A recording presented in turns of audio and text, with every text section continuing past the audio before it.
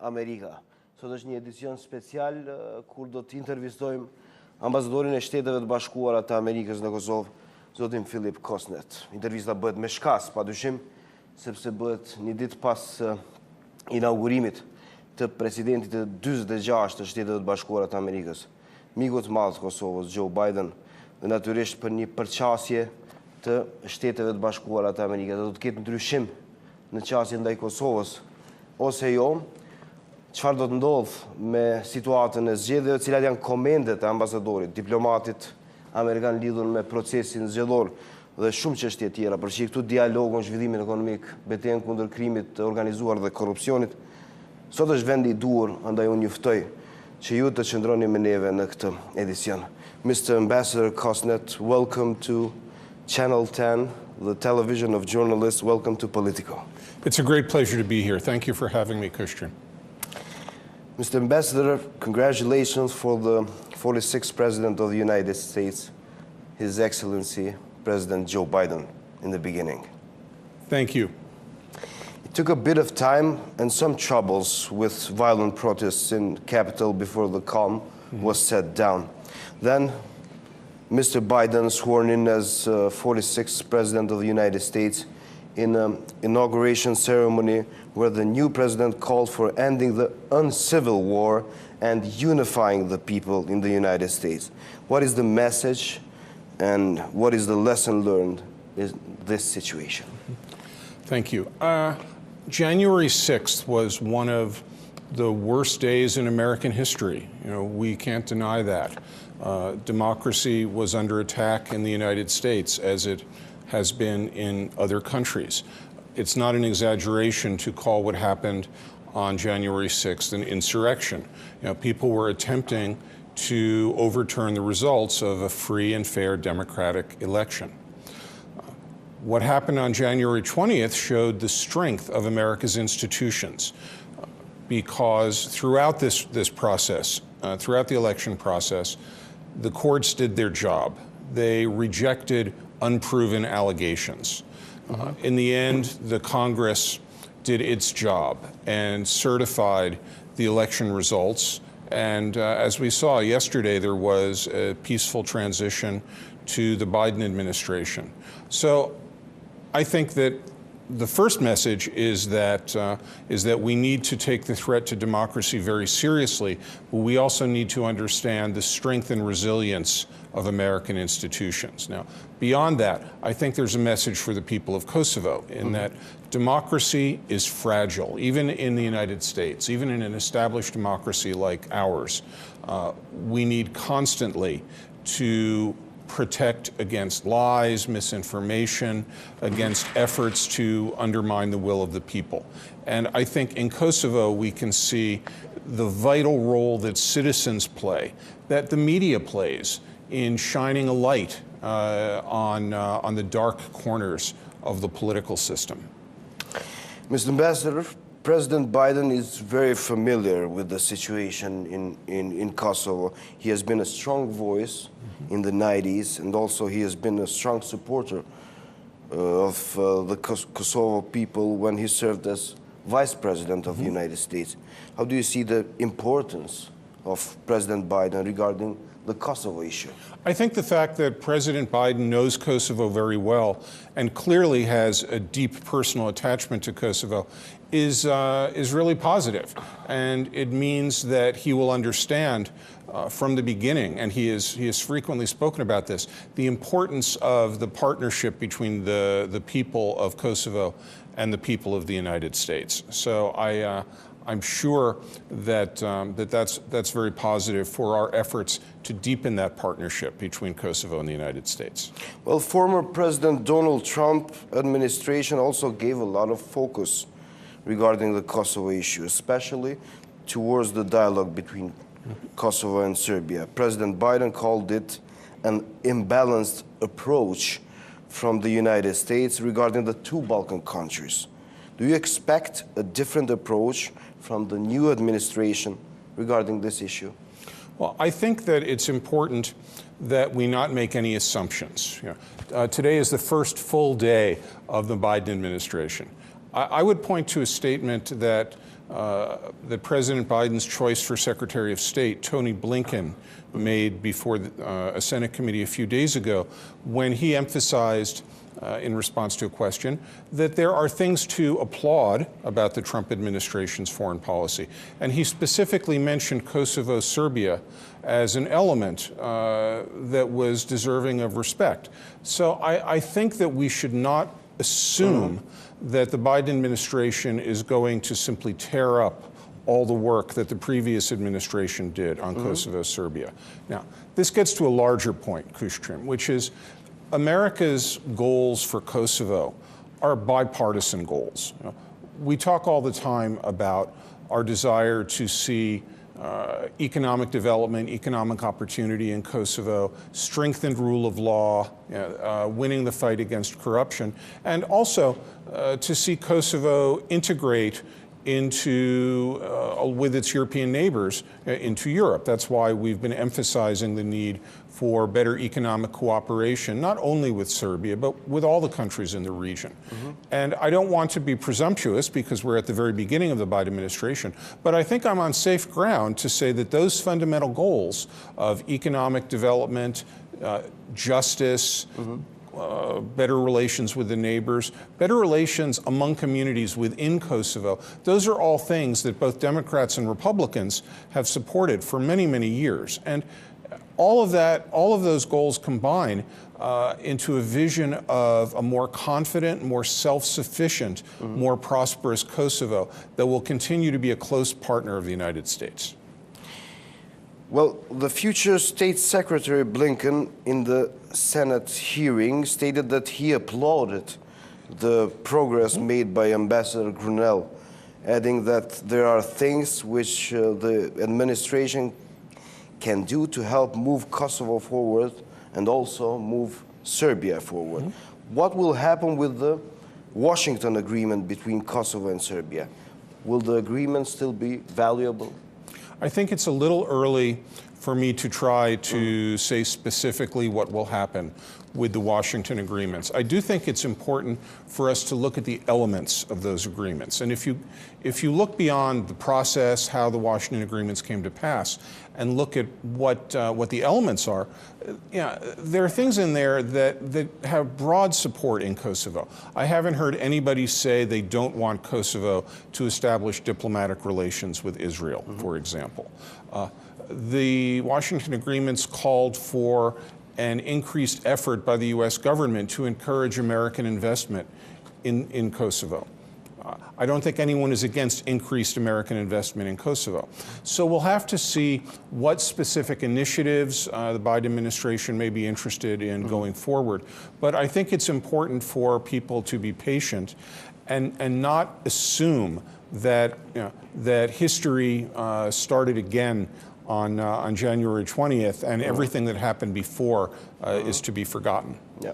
Ambassador, I want to focus a little bit in the dialogue between Pristina and Belgrade. Last 3 years, there were a lot of speculations going on for a possible solution, and in the Kosovo and Serbia saga, it has been said that in the table were different options, such as land swap or border change. Are those options still realistic, Ambassador? Yeah, I don't want to spend a lot of time right now thinking about the past, talking about the past. There'll be opportunities for that. Yeah. But one thing that I think is important and is something that has been consistent throughout American Democratic and Republican-led administrations is we are not going to try to force an agreement on the people of Kosovo that they are unwilling to accept. Now, on the land swap, I understand very well why there's a lot of wariness about that. But we've said repeatedly over the last couple of years that there's no appetite in Kosovo for a land swap, so it's a non-starter. The most anyone in the previous administration ever said was, if the people of Kosovo and Serbia reached a comprehensive agreement that included elements of border change, border adjustment, then we wouldn't reject it without looking at it. That's very different from saying that we are pushing a land swap. So, people have asked me this for the last 2 years, and my answer is pretty consistent. The people of Kosovo are not interested in a land swap, so I don't think it's going to go anywhere. Well, in the past, Mr. Albin Kurti and Mr. Hashim Thaçi, now ex-Prime Minister Ramush Haradinaj, have all declared, Mr. Ambassador, that if Kosovo would still be isolated, then a unification with Albania could happen with a possible referendum. How do you comment this statement? Yeah, I think that's the sort of thing that that politicians say, particularly during an election season, with respect. Now, the United States believes in what the Constitution of Kosovo says, that Kosovo should be a multicultural, religiously diverse society. You know, I don't think that the United States deployed its troops. I don't think American soldiers died in the Balkans in previous years to promote the idea of a greater Albania and a greater Serbia. So speaking for myself, I don't think that is the solution to the problems of Kosovo and the countries in the region. Mr. Ambassador, I want to focus on the domestic issues here in Kosovo. As we all know, Kosovo is organizing elections on the 14th of February. Interesting and very lovable date. What is your message towards the political parties on this process? Right. The United States, like Kosovo's other international partners, is committed to seeing free, fair, safe, and peaceful elections in Kosovo. And we'll be monitoring the process before Election Day, on Election Day, after Election Day. We are not, despite what some people say, the United States is not interested in supporting particular party, particular coalition. It's up to the people of Kosovo to decide what the future government will look like. And I want to emphasize this point because I know that there are people who say the Americans would never allow this party or that party to be part of the government. And I'm here to tell you that is simply not true. We are concerned with what the policies of Kosovo's government are. That's natural in international relations. That's natural in relations between friends. We want to see a government that is going to obey the law, that is going to govern through diplomatic principles, that is going to have an economic program that helps create opportunities for the people of Kosovo. But yeah, so long as it is a safe and free and fair election, we will respect the outcome. And certainly you're not interested in different crises before and after the elections. We want to see a smooth transition. I'll say this, it's kind of become a tradition in Kosovo after there's an election that there is a period, sometimes of many months, when parties are negotiating the coalition, deciding who becomes the minister of this, minister of that. I think the people of Kosovo deserve better. I think whatever the outcome of the election, they deserve to see a government established quickly that can take care of the needs of the people, particularly because of the COVID crisis and the very real economic problems here. I don't think Kosovo can afford 6 months of political parties trying to decide how to split the pie.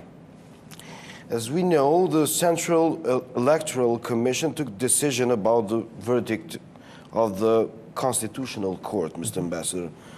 There are 47 candidates for MP, including the aspirant for the Prime Minister position, Mr. Albin Kurti, which is also sanctioned to be part of the electoral list.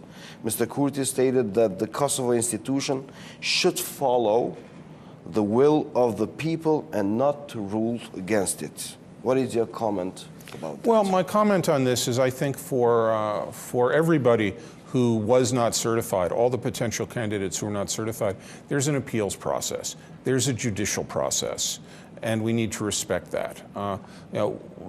My embassy, my government has frequently taken the position that it's necessary, it's important to respect the judicial system, respect the courts, not to say we like this decision, we don't like that decision.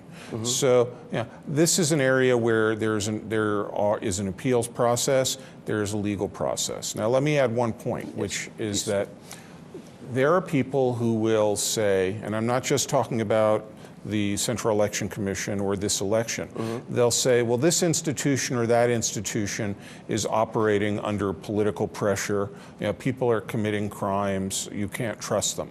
I am not naive. I am not saying those things don't happen. But I would ask that citizens of Kosovo who have actual factual information about criminal behavior or improper political influence on their institutions come forward.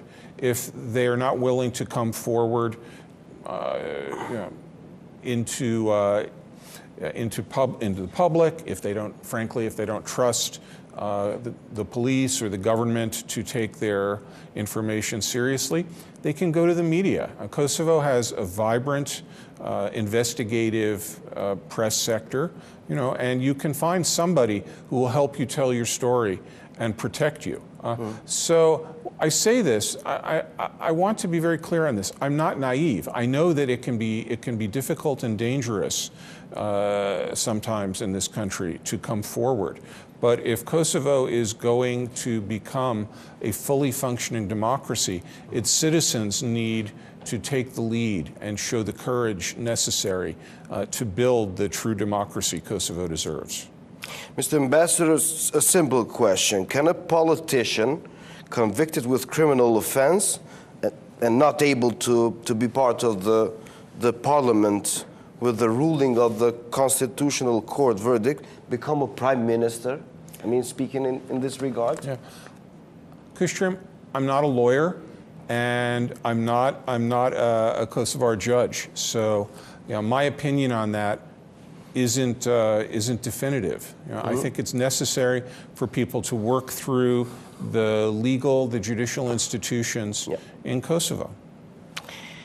There were some comments from the officials from Vetëvendosje which were taken as threats from the head of Central Electoral Commission, Madam Valdete Daka. What is your message regarding this debate? I think that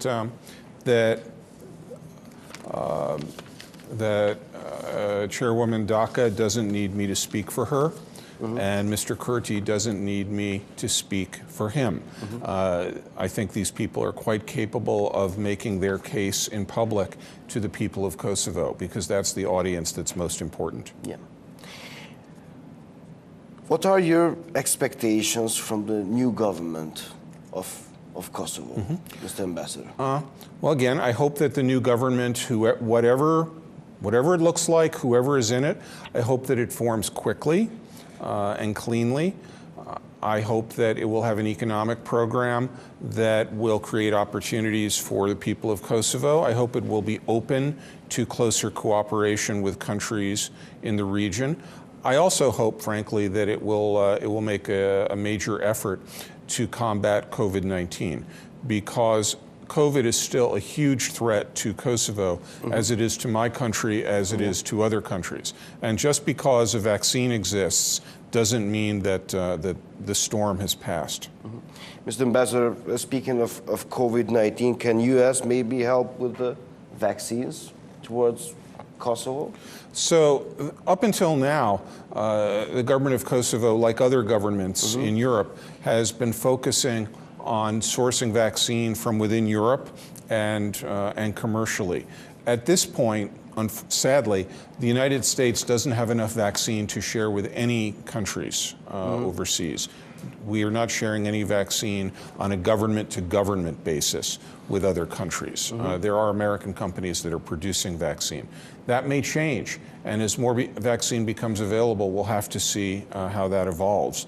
But at this moment, we're providing lots of other assistance to help Kosovo against combat COVID-19. We've been providing ventilators and money and other sorts of equipment, but the vaccine is still something that's available primarily through commercial channels.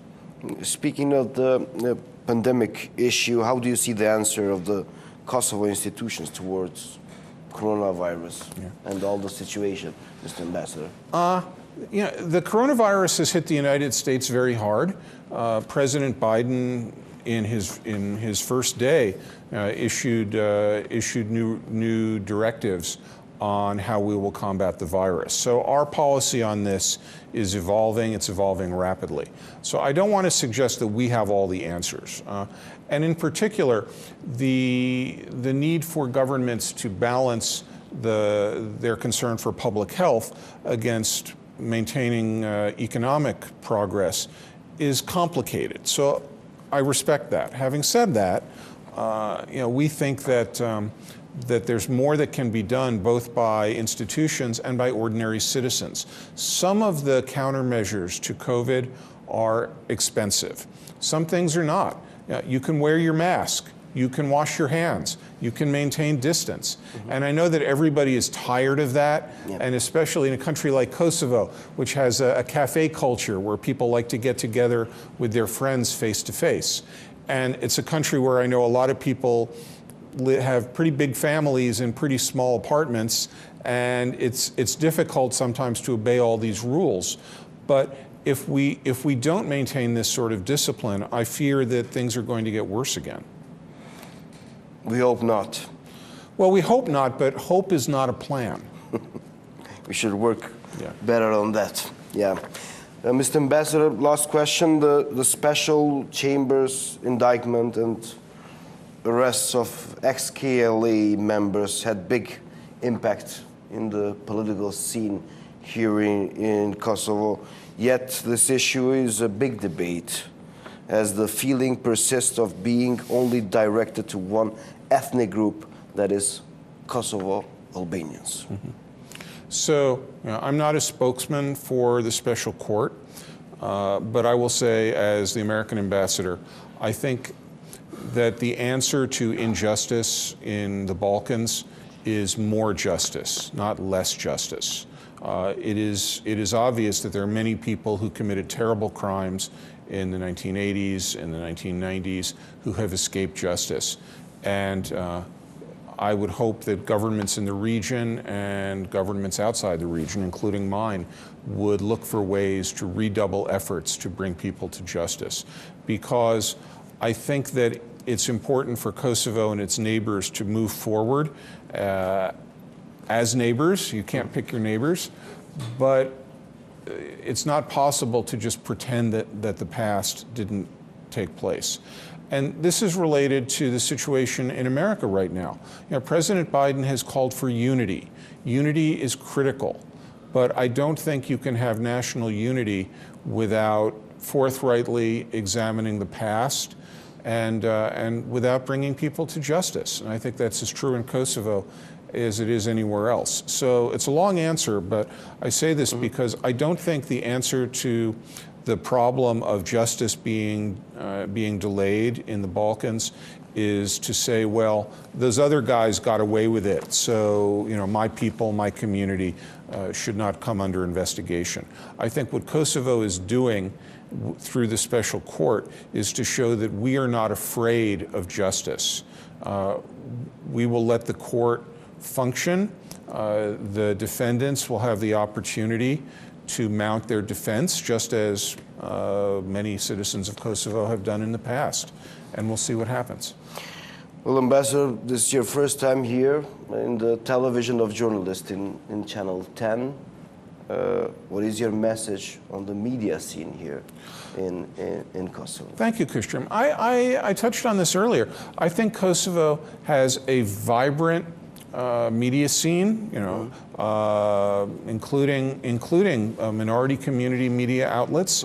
I think Kosovo's journalists are brave and energetic, and they want to play the role of a free press in building a better country. And I hope that the citizens of Kosovo will look to the media, not just as a source of information, but as a key pillar in building true democracy in Kosovo. And speaking about the minorities, what is your message on the Serbian minority in this electoral process, Mr. Ambassador? My message to minority community about the election is the same as it is to everybody else. Get out and vote. This is an opportunity to make your voice heard. And if you feel that there are forces that are keeping you from having the opportunity to vote your conscience in a free and fair fashion, speak out. Talk to people in the Central Election Commission. Talk to political leaders. Talk to the media. And let people know, because it's important that people not feel constrained to vote for one party or another party. They should have the right to vote for whomever they want to. Yep. Thank you very much, Ambassador, for being part of interview in Politiko in Channel 10, the television of journalists. It was my pleasure. Thank you very much. Thank you very much. I falenderit shumë.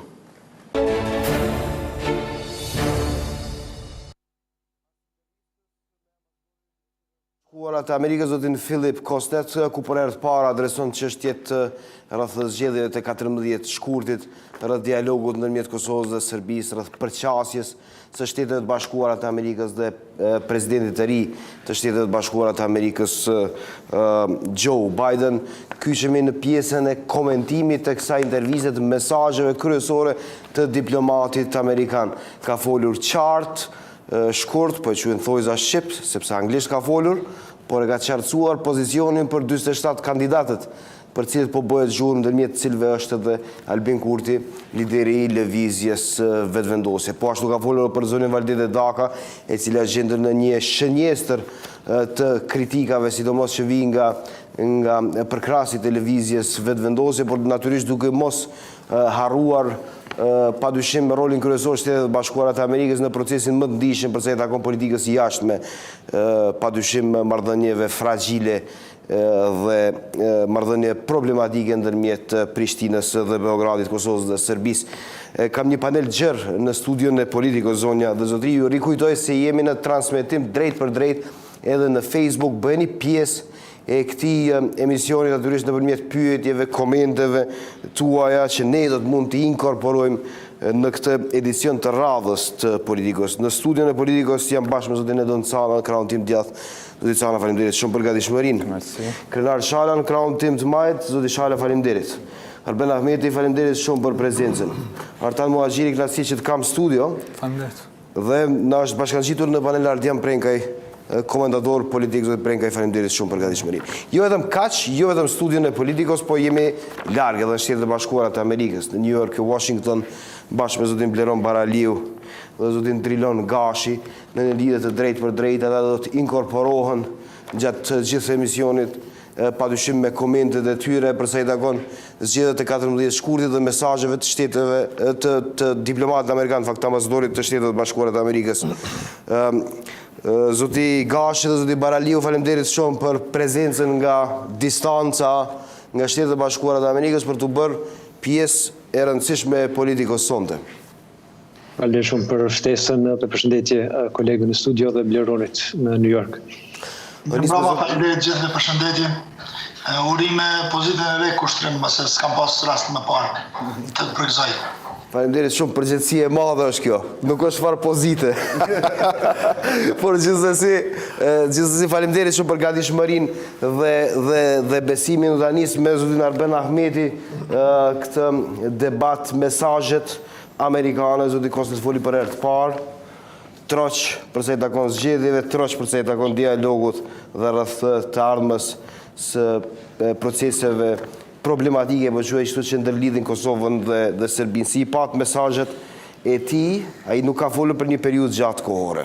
Pata një farë nostalgjie, në fakt, gjatë kohës sa ndjeqe intervistën. Dhe ne që kemi qenë gazetarë në periudat ndryshme të pas luftës në Kosovë, i përjetojmë intervistat me ambasadorët, sidomos amerikanë, si momente të mesazheve të reflektimit, sa që kemi pasur kriza politike edhe futje të skenës politike në qërësakache të ndryshme, të pafundme. Çka ka ndodhur është ka munguar në fakt kjo qartësia sotme që e pati ambasadori. Ishte bukur i qartë, bukur i drejt për drejt, dhe nuk e kemi pa, po mendoj, as ambasadorët në 4-5 vitet e fundit në një qartësi të tillë, më duk sikur u rikthyer në fakt roli i Shtetit Bashkuar të Amerikës, edhe jo domosdo e lidh këtë me zgjedhjet atje dhe me zhvillimet atje, por sot ambasadori Kosnat ishte shumë i drejt për drejt, shumë i qartë, me kërkesa specifike për palët dhe për partitë politike, se si do të përjetohet kjo, natyrisht me kohë ka humbur kjo ndjenja edhe brenda partive politike që të merren aq shumë me seriozitetin që janë marrë dikur mesazhet e Bashkisë Ndërkombëtare edhe të mishëve amerikan, dhe nuk shoh që do të reflektojnë shumë nga kjo intervistë, por ajo që është e rëndësishme që ne të paktën që komentojmë publikisht, duhet që t'i marrim parasysh gjithmonë këto mesazhe që janë neutrale, që janë në mbrojtje të kushtetueshmërisë dhe mbarvajtjes së shtetit, që natyrisht nuk kanë alternativë. A.Prenkaj, çfarë do të veçonit nga mesazhet e diplomatit amerikan? Një prej mesazheve shumë të rëndësishme që i dha ambasadori ishte sa i përket kandidatëve në këto zgjedhje, të cilët nuk janë certifikuar për zgjedhje. E prishme pra një qartësi e ambasadorit sa i përket respektimit të ligjeve edhe respektimit të institucioneve të pavarura siç është KQZ-ja. Sa i përket raporteve ndërmjet SHBA-ve dhe Kosovës, ai ishte më së i qartë në disa ndoshta thashe teme që kanë ekzistuar, ku tha që ne nuk kemi kundër askujt që të jetë nesër kryeministër apo të udhëheqë qeverinë, nuk kemi preferenca për asnjë parti. Edhe mendoj që ai dha edhe disa mesazhe tjera sa i përket rëndësisë që do kenë kredibiliteti i procesit zgjedhor, si dhe një rezultat edhe një proces zgjedhor i cili do të jetë fair, pra i drejtë dhe i pranueshëm edhe për partnerët e miqt e SHBA-s. A.Muhaxhiri, a e përmbyll sagën e fundit krijuar me Komisionin Qendror të Zgjedhjeve, mesazhi i zotit Kosnet, i shpalozë këtë pak minuta më parë këtu në ekranin e kanalit 10? Po, natyrisht edhe unë mendoj që ishte shumë i rëndësishëm. Ambasadori Kosnet e ka një çështje të veçantë, pra nëse i marrim 3 ambasadorët e fundit të amerikan, pra zoti Dell ishte, ambasadori Dell ishte më energjik edhe më prezent në jetën politike, me i drejt për drejt, ndonjëherë edhe pak me i ashpër. Ambasadori Dellëvi pas të ishte i kundërt, pra kishte një qetësi, një butësi shumë të madhe, e cila shpesh edhe keq përdorej, pra edhe keq interpretohej e kështu me radhë, posaçërisht na kujtohet gjatë çështjes së demarkacionit. Ambasadori Kosnet është një mes, pra nuk është sikur ambasadori Dell që ishte shumë i pranishëm në media kështu, mirë po e ka një lloj fuqie të fjalës, pra ka një diskurs i cili ka pesh, edhe pse natyrisht ai qëndron përbrenda kornizave të cilat ja imponon edhe detyra, mirë po është pra flet në disa dimensione, në disa nivele, edhe unë mendoj që për gjithë ata që është dashur me dëgju sonte, zoti ambasadori Kosnet ka folë shumë qartë, edhe kishte aty disa elemente, ai elementi i fokusimit, i domosdoshmërisë së fokusimit në aspektin e zhvillimit ekonomik, gjë që ka qenë një kërkesë e vazhdueshme e administratës amerikane në vitet e fundit, pra në disa vitet e fundit, që posaçërisht për rajonin e Ballkanit, sepse dihet që varfëria dhe mungesa e punësimit ndikon në rritjen e populizmit edhe të nacionalizmave të egër apo anarkik, ndërsa po ashtu edhe sa i përket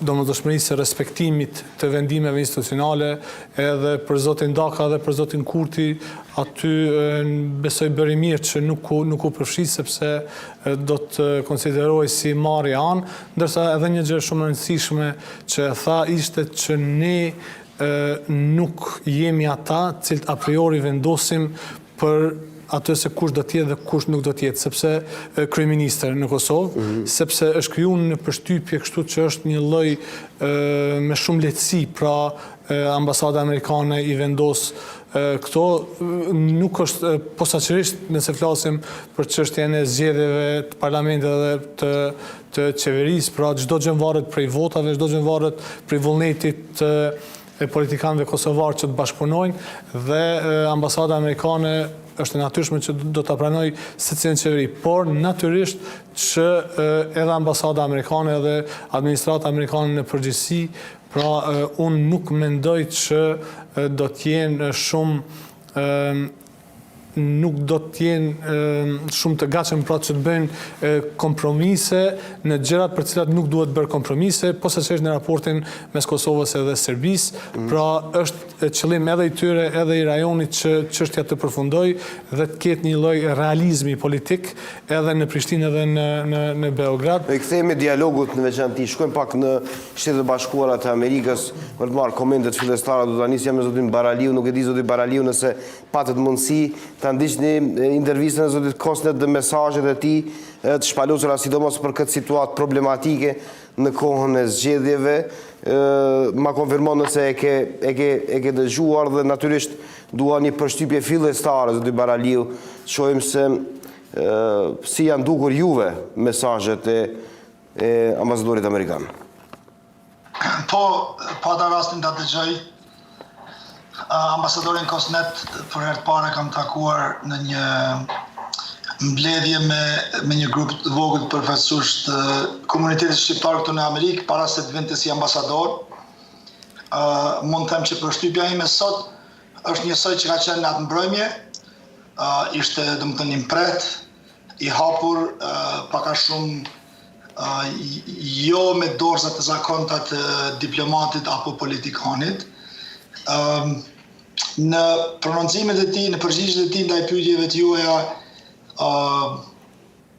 adresoj, si them, disa pika të rëndësishme, mirë po natyrisht edhe shpreh të qartë kufizimet e tij, sepse nuk është në ingrencet e tij që madje as t'jap në opinion se çfarë do të ndodhë me listat e tjera. Mirë po një mesazh që është shumë i rëndësishëm, që e dha, mendoj që janë dy mesazhe shumë të rëndësishme. I pari që mund të na thumboj, ose s'paku të thumboj, të themi, vijën e fundit mendimit në Kosovë, është që nuk do të ketë ndryshime drastike, pra do të ketë vazhdimsi pak a shumë në politikë bërje në departamentet shtetit. Ne gjithë e dim që në administratën Trump, sidomos me deleguarin e tij Grenell, ka pasur disa nuanca, themi kështu, të radikalizmit diplomatik, nëse mund ta quaj, apo metodave jo të përshtatshme dhe jo të zakonshme. Mirë po esenca, thelbi i politikës dhe mesazhit që e dërgon Departamenti i Shtetit nuk do të ndryshojë edhe aq shumë. Pra, nëse kjo do të ndryshojë, do të varet nga aktiviteti dhe aktivizmi ynë, si i politikanëve vendor në Kosovë, ashtu edhe komunitetit shqiptar në Amerikë, i cili po riorganizohet në mënyrë të fuqishme, duke përfshirë. E qartësoi edhe sekretari amerikan i shtetit, sekretari i ri i shtetit për pozicionin e mëhershëm dhe atë në të ardhmen, por atë duk që pati qartësi për sa i takon situatës e zgjedhjeve këtu në Kosovë, ambasadori amerikan? Po, më fal, pra sa i përket asaj është me rëndësi të cekim se sekretari Blinken është përgjigjur në disa pyetje dhe mund ta ketë pasur, themi, për mesazh ndaj Kosovës apo jo, nuk mund ta di. Mirë, po çka mund të kuptojmë qartë tani është që ambasadori Kosnet e qartësoi pa e kujball, domethënë pa përjashtim, që mesazhi i sekretarit Blinken nuk është i rastësishëm dhe do të ketë vazhdimsi. Sa i përket zgjedhjeve, mesazhi i rëndësishëm që solli ambasadori Kosnet është që nuk është në stilin, themi, e administratave të zakonshme, s'paku, edhe nëse ka qenë ndoshta në administratën e fundit, që të përzihen aq pak a shumë në qeveribërje në Kosovë. Domethënë, ka pasur zëra që Albini është i papranueshëm ose vetëvendosja është e papranueshme. Këtë domethënë preashtoi zoti Kosnet, mirë po njëkohësisht potencoj që duhet një qeveri që të formohet shpejt, të jetë transparente, të jetë fair, të jetë bashkëpunuese si me proceset ndërkombëtare dhe Dhe që Shtetet e Bashkuara të Amerikës nuk duan një krizë tjetër të ndodhë pas zgjedhjeve, siç ka potencuar në disa raste. K.Shala, e dëgjuat mesazhin e zotit Kosnet përse i takon zgjedhjeve, këtu do duhet fokusohen fillimisht, më pas të kalojmë tek procese tjera? Mendoj që ambasadori Kosnet është duke tentuar ta përçojë mesazhin tashmë të administratës së re në Ballkane, cila mendoj që është krucial për shtetet siç janë Kosova, sepse nëse e kemi lexuar manifestin e presidentit Biden gjatë fushatës zgjedhore, ai potencon shumë luftën kundër korrupsionit global. I jep rëndësi shumë të madhe, sepse ai mendon që korrupsioni është njëri ndër faktorët i cili përpos tjerash është duke kontribuar edhe në rritjen e populizmit, ekstremit të djathtë etj. Pra ai mendon që presidenti Biden mendon që korrupsioni është duke i bërë institucionet jo stabile dhe kështu është duke krijuar hapësirë për grupe të ndryshme ekstreme të djatha për të fituar pushtet. Dhe ky është një lajm i mirë edhe për Kosovën, sepse Kosova gjendet në një fazë kritike të zhvillimit të saj dhe është me rëndësi që tani do ta kemi një administratë që do ta mbështesë fuqishëm Kosovën përkatësisht qeverinë e re e cila është zbutuar që do të jetë qeveri antikorrupsion dhe tani do ta shohim nëse do të jetë e tillë apo jo, por mendoj që është jo vetëm lajm i mirë që administrata Biden do ta ketë fokusin tashmë edhe në ripërthirjen e aleancave të vjetra sidomos me Evropën, sepse duhet ta kemi të qartë që Kosova do t'i ketë punë më mirë vetëm nëse evropianët dhe amerikanët janë bashkë. Pra nëse ata nuk janë bashkë sa i përket Kosovës, pa marrë parasysh a janë evropianët më shumë me ne apo amerikanët, ajo neve nuk na konvenon. Sepse në momentin që kemi qarje transatlantike sa i përket Kosovës, atëherë kjo qarje do të reflektojë edhe në ndarjen politike të Kosovës, e cila mund të krijojë teren jo të mirë në raport me Serbinë që e kemi. Po në veçanti për zgjedhje, sepse këto tema natyrisht që desha ti inkorporoj në pjesën tjetër. A e qartësoj pozicionin e kandidatëve të prezulluar, pozicionin e zotit Kurti? Natyrisht që përgjigja e ambasadorit Kosnet ka qenë edhe e pritur. Normalisht që ai respekton vendimet e autoriteteve kompetente që merren me administrimin e zgjedhjeve dhe unë nuk kam pritur ndryshe nga ambasadori Kosnet sa i përket vendimit të institucioneve tona lidhur me zbatimin e vendimit të gjykatës kushtetuese dhe mendoj që zoti Kosnet normalisht si ambasadori një vendi të huaj e ndjek linjën që do duhet ta ndeshte një zyrtar i lartë në një vend njëkohësor, pra respektimin e vendimeve demokratike të institucioneve kompetente. Cana? Po, ishin disa mesazhe, do t'i veçoja 3 kryesore. E para ishte sa i përket respektimit të vendimeve të institucioneve të pavarura. Rrjedhimisht çdo kërcënim apo mos respektim i këtyre vendimeve, pasi që vendimet e gjykatës kushtetuese janë një farë lloj janë normë kushtetuese dhe nuk mund të apelohen më. Dhe një farë forme si e ka thënë zotri Kurti, ai që nuk e respekton kushtetutën është super kriminal. Kështu që unë mendoj që kjo tendencë për t'i atakuar institucionet e pavarura i bie disa grupacionet politike në një ndeshje frontale me demokracinë e Kosovë edhe ataku ndaj institucioneve të pavarura shumë i rrezikshëm sepse po bëhet një farë atak i cili pa filluar, domethënë, apo gjatë fushatës zgjedhjeve që për t'i shantazhuar këto institucione dhe mendoj që kjo është një gjë shumë e frikshme. Mesazhi i dytë ishte mesazhi kundër të gjithë atyre që e kanë satanizuar marrëveshjen e Brukselit, Washingtonit, dhe ishte mesazh direkt të gjithë atyre, të cilët mendojnë që ky kjo marrëveshje në shtëpinë e bardhë ishte marrëveshje, si të them, më spaku e dëmshme. Dhe se ka kontinuitet në këtë administratë sa i përket asaj marrëveshje, kështu që të gjithë ata të cilët përfitojnë politikisht duke satanizuar këtë marrëveshje sot dhe kanë përfituar në të kaluarën, janë goditur në mënyrë frontale nga zoti Blinken, sepse ishte mesazh i qartë i zoti Blinken dhe tani i zotit Kosnet. Dhe mesazhi i tretë ishte mesazhi i të gjithë atyre të cilët e shohin zgjedhjet si mjet apo përsëritjen e zgjedhjeve si mjet për të rritur numrin e përqindjes apo antarëve të partisë së tyre në kuvend. Pra, ne e dim se kush do të tentoj që ta bëj prap tentimin për të provokuar zgjedhjet e reja. Dhe kush do ta bëj? Po dihet botërisht këtu, po e dim se kush do të tentoj dhe ajo do të shihet, dhe kjo ishte atak direkt dhe kërcënim që të mos e vendosin Kosovën në një spiral të krizës politike e cila mund të përfundoj, siç e kam thënë në fillim, në trazira të ndryshme të provokuara po qëllimisht për të arritur numrin e tyre, sepse mendësia totalitare kërkon vota totalitare dhe ky është, domethënë, qëllimi i... Po i referosh vetëvendosjes këtë situatë? Natyrisht. Në rregull, vetëm ta qartësojmë se për shikuesit. Gashi, a e qartësoi pozicionin amerikan zoti Kosnet nëpërmjet këtij rrëfimi që e pati, nga zgjedhjet deri tek proceset më ndihshme?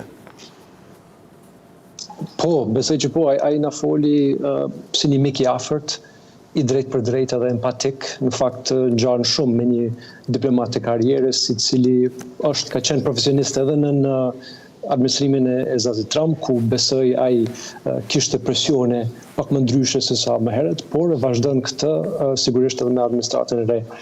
Unë fakt pash porositë e tij pak më ndryshe se sa disa nga panelistët, por edhe unë sigurisht doni po i veçoj tre nga ato. Zoti Kosnet duke folur për politikën e jashtme, gjithsesi atë që thanë të tjerët, ai foli për një vazhdimsi.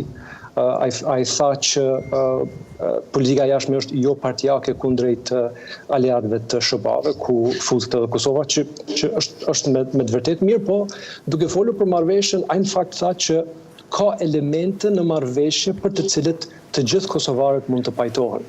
Besoj që kjo lejon një hapësirë që për disa elemente në marrëveshjen e 4 shtator që janë problematike, veçoj këtu atë që kemi thënë shumë kush, atë për mos antarësimin e Kosovës në organizata ndërkombëtare, ajo është një diçka të cilën besoj me një përgatitje mund të kthehet mbrapsht nga institucionet e arshme të Kosovës, por edhe të shihen elemente të tjera të cilët nuk janë në dobi të Kosovës dhe të flasim me SHBA-n si miq për të sqaruar ato. Besoj që e lejoj këtë hapësirë. Ai tha gjithashtu që qytetarët duhet ta marrin udhëheqje në vete dhe duhet jenë ata që shfrytëzojnë institucionet e tyre demokratike. Pra, siç e thanë edhe të tjerët, ai respektoi vendimin për 47 personat që kanë probleme me certifikimin e tyre për zgjedhje, por foli e tha dhe faktin shumë hapur që nuk është sekret se ka dyshime për nivelin e pavarësisë së institucioneve demokratike të Kosovës. Dhe ai tha që çka duhet bëhet në këtë rast? Duhet bëhet ankimimi i qytetarëve për cilin do rast. Në këtë rast duhet bëhet ankimimi i partive politike për këta 47 persona duke përfshirë zotin Kurti, domethënë në krye të kësaj liste për nga pesha politike, që të ankohen përmes këtyre institucioneve dhe të kërkojnë gjithsesi një zgjidhje institucionale. Mirë po, unë besoj që larmë në kuptu që për dobin e Kosovës është mirë që qeveria e ardhshme të punoj në institucione demokratike që janë më profesioniste dhe më të panshme, duke bërë emrime aty ku munden, aty ku e lejon hapësira ligjore. Në fund kushtrim desha të përmend edhe atë që tha se qeveria duhet formohet shpejt dhe në mënyrë të pastër. dhe ajo qeveri duhet të përqendrohet në zhvillimin ekonomik, në luftën kundër korrupsionit dhe në luftën kundër Covid. Desha të veçoj këtu faktin që Kosova ka vite që nuk ka qeverisje stabile, ku qeverit pas një viti, më shumë se një viti, bien derisa të formohet tjetra. E gjithë kjo rezulton në mungesë të zhvillimit ekonomik në Kosovë dhe sigurisht se Amerika si një mik i afërt i yni e dëshiron këtë. Por duke vënë zhvillimin ekonomik në rend të parë, më duk një zbehje pak e dialogut në renditjen e politikave më prioritare të Kosovës. Besoj kjo për Kosovën është... I la hapësirë, gashi, i la hapësirë, zëdit Biden që ta merë fillimisht detyrën e më pastaj, natyrisht, ta sheh ku është në dialogu dhe ky proces për arsye se Shtetet Bashkuara të Amerikës padyshim që kanë shumë prioritete. Sigurisht edhe i la hapësirë kushtrim do të thoja palës kosovare që të artikuloj shumë më mirë se cilat janë interesat e saj, sepse ne kemi parë në fakt që përfitimet përveç njohjes nga Izraeli, që është shumë e dobishme nga marrëveshja e fundit, nuk kishte shumë përfitime të prekshme, të cilët nuk janë zëtuar më herët nga fondet për bashkëpunim rajnor që ka bërë dhe BE-ja.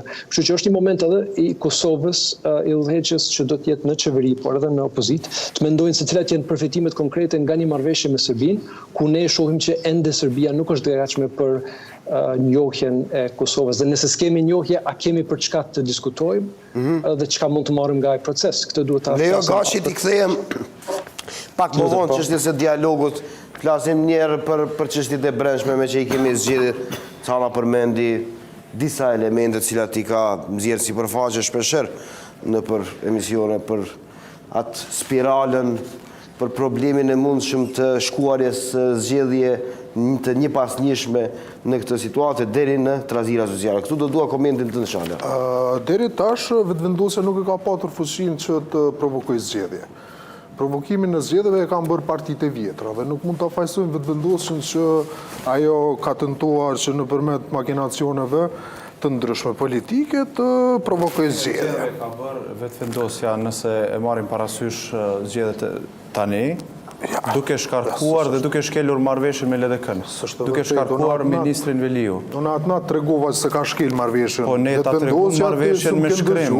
Jo, ne të dëgju shumë mirë, po ne tregum marrëveshjen, ne dëshiron ta lexosh marrëveshjen me shkrim. S'ka nevojë kom supermensh, nuk kam nevojë ta tregoj. Po pavarësisht si është, nëse në shkruar do të respektohet. Në marrëveshje nuk thuhet që ministri i LDK-s shef do ta ketë kryetarin e partisë. Jo, thuhet që shkarkimi i ministrave bëhet me konsultim para prak. Vetëm. Jo, po atëherë në botën paralele, të cilën ti interpreton, ekziston një marrëveshje tjetër. Si pjesë e frymës së ndryshimit, unë e kam konsideruar që ky është mendim subjektiv. Pa marrë parasysh prej cilës parti vije ministri, a i shef e ka kryeministri. A është interpretimi juaj, nuk ka bëj me marrëveshjen në fjalë. Jo, s'ka qenë që 20 vitet e kalume shef me pas kryetarin në partisë. Po në rregull, unë pajtohem me ty parimisht, po marrëveshja është ndryshe. Dhe ai nuk mund të punoj kundër qeverisëve. Po në rregull, ne pajtohemi këtu, nuk është që nuk pajtohemi. Po marrëveshja ishte në mënyrë eksplicite e shkruar. Me prish besimin e qeverisë, çapo preti? Po të mos themi që nuk i ka provokuar zgjedhje zotëri Albin Kurti. Jo, po se ka provokuar zgjedhje, sepse ai ka qenë në një pozitë shumë të favorshme për mos t'i provokuar zgjedhjet. Hartat mbi thikat për marrëveshjen të cilën e lavdroi zotëri Blinken tani. Jo, nuk ka lavdruar zoti Blinken, e kanë deformuar, Jo, e kam dëgjuar në vet, kam dëgjuar edhe unë, së pari zoti Blinken, sekretari i ri. K.Shala që ti me qartë. Nëse Blinkenit ja kanë shtrembruar deklaratën, se u desht ambasadori du ta thot. E ka thënë një. Ja kanë spini racës. Jo, se ka spini racën e... Ishtë në sekund, lutem. Mas pari, Amerika është të serios. Nuk mund është ti me prit, kur vjen një administrat pasusa, ajo me andru këtë politikën e jashme... Shumicën e politikave ka midru Bideni, e këto në mënyrë eksplicite ka cek që nuk do të ndroj. Që ta tregoj, marrëveshjen e Parisit, që është tërhek, edhe shumë marrëveshje tjera, zotëri Biden e ka caktuar ish sekretarin Kerry që të mirret me çështjet e mbrojtjes ambientit në mënyrë eksplicite në kundërshtim me të gjitha politikat e zotit Trump. Edhe mund t'i numëroj shumë të tjera, edhe lidhur me tregtin. Formati i njëjti i marrëveshjes së Parisit me marrëveshjen... Është niveli edhe më i lartë. Pse ka nevojë që ta diskutoj këtë çështje në mënyrë eksplicite edhe ta konfirmoj zotri Kosnet këtu në studio. Dhe e dyta nuk është... Pra pajtomi që... Jo, s'po pajtohem, që po në pëta... Jo, nuk po pajtohem. Amerika ka qenë në shkruese marrëveshjes së Parisit. Administrata e kalu me u largu. Që ka bo Bideni është vishë ka këthy ku e kanë lënë. Pikrish, po këta nësë është marrëveshje kje që mund të bëjnë njëtën parim. Njëta logjik.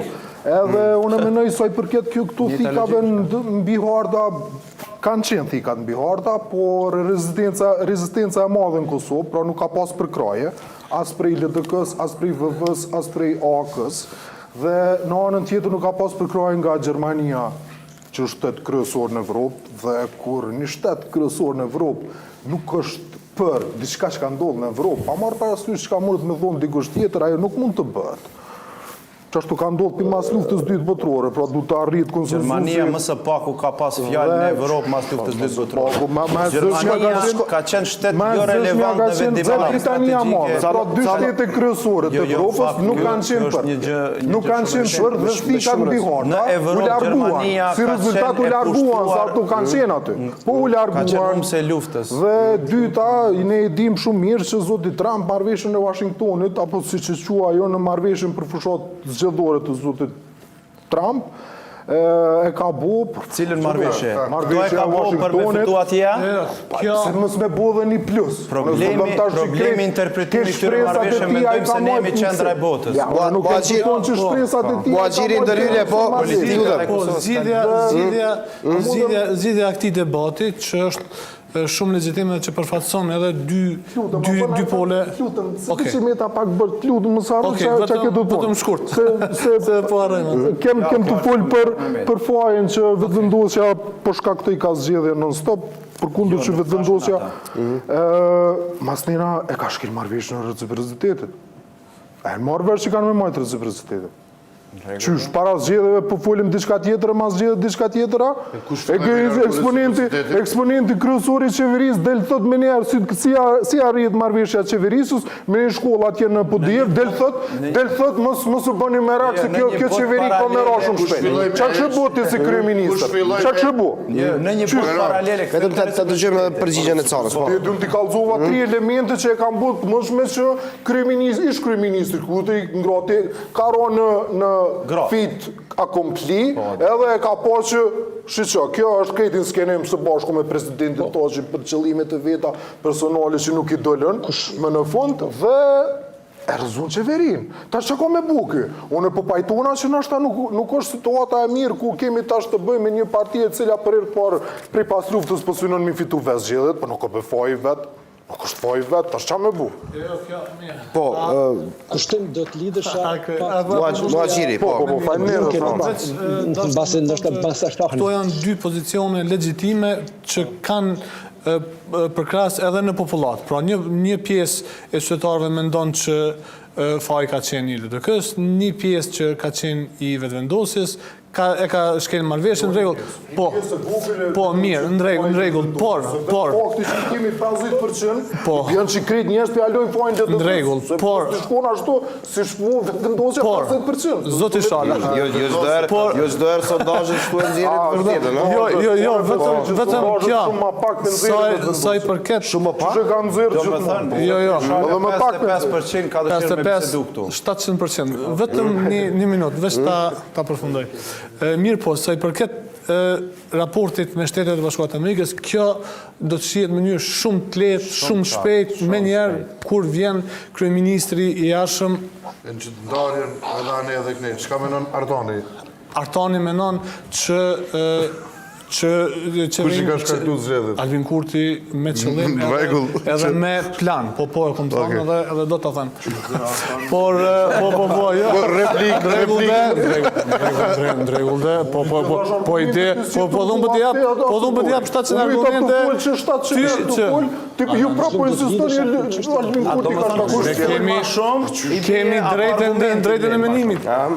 Drejtën e qëndrimit. E kemi, por unë ka drejt mendoj Muhaxhiri? Po drejt, nuk ka drejt. Se e kemi edhe Gashin duke insistuar Gashin nga distancë, Gashi prit për pak lidhin. Po, Muhaxhiri.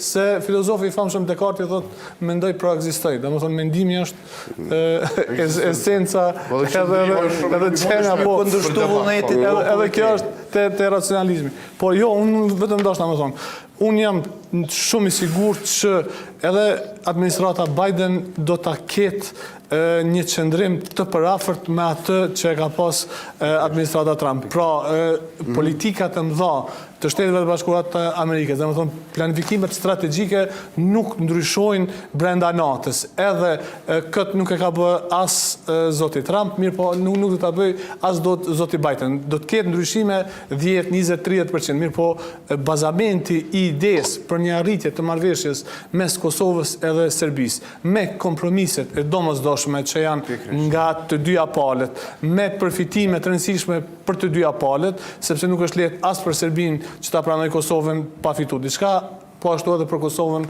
do të jetë absurde që ta pranoj një marrëveshje me Serbinë pa përfitu shumë gjëra të rëndësishme.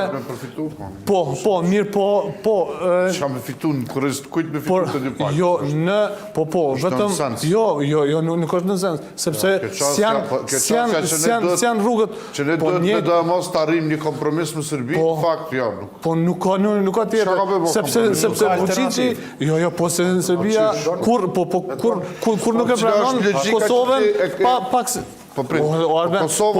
Kosova është e drejtë e jona, funksionimi i saj është e drejtë e qytetarëve të saj. Pse për Çka kemi bërë kompromis? Kompromis mbi funksionimin tonë. Këto janë pjesë, për shembull asociacioni është një kompromis. Vetëm që logjika në raport me publikun, që Kosova do të bëjë diçka kompromis. Në këmbim të njojës, sepse Serbia nuk na pranon, është argumentim i të drejtës së Serbisë për mos më të njohur. Kjo është logjika më e gabuar. Kjo është logjika më e gabuar me cilën ne dialogun këtë vend. Një pyetje. Pse janë krenari ka drejt kur thotë për a bën vetëm një pyetje. Pse Kosova i ka pranuar të drejtat të jashtëzakonshme të pakicës serbe, edhe nuk mundeshti asgjë të rëndësishme me bë pa 2/3 po edhe çka ka qenë ai? A ka qenë kompromis? Po ai ka qenë kompromis. është projekt i cili projekton Kosovën e pavarur. Ai ka qenë kompromis. Se nuk ka kur pakoja atisarit nuk ish bë nëse Kosova nuk e kish pranuar edhe çat kompromis. Sepse atë kena bë kompromise ekstra pa atisarit? Për çka? Po ta ke bërë çdo ditë kompromise në dialog. Çfarë kompromise? Çfarë kompromise ke dhënë gjykatën në veri?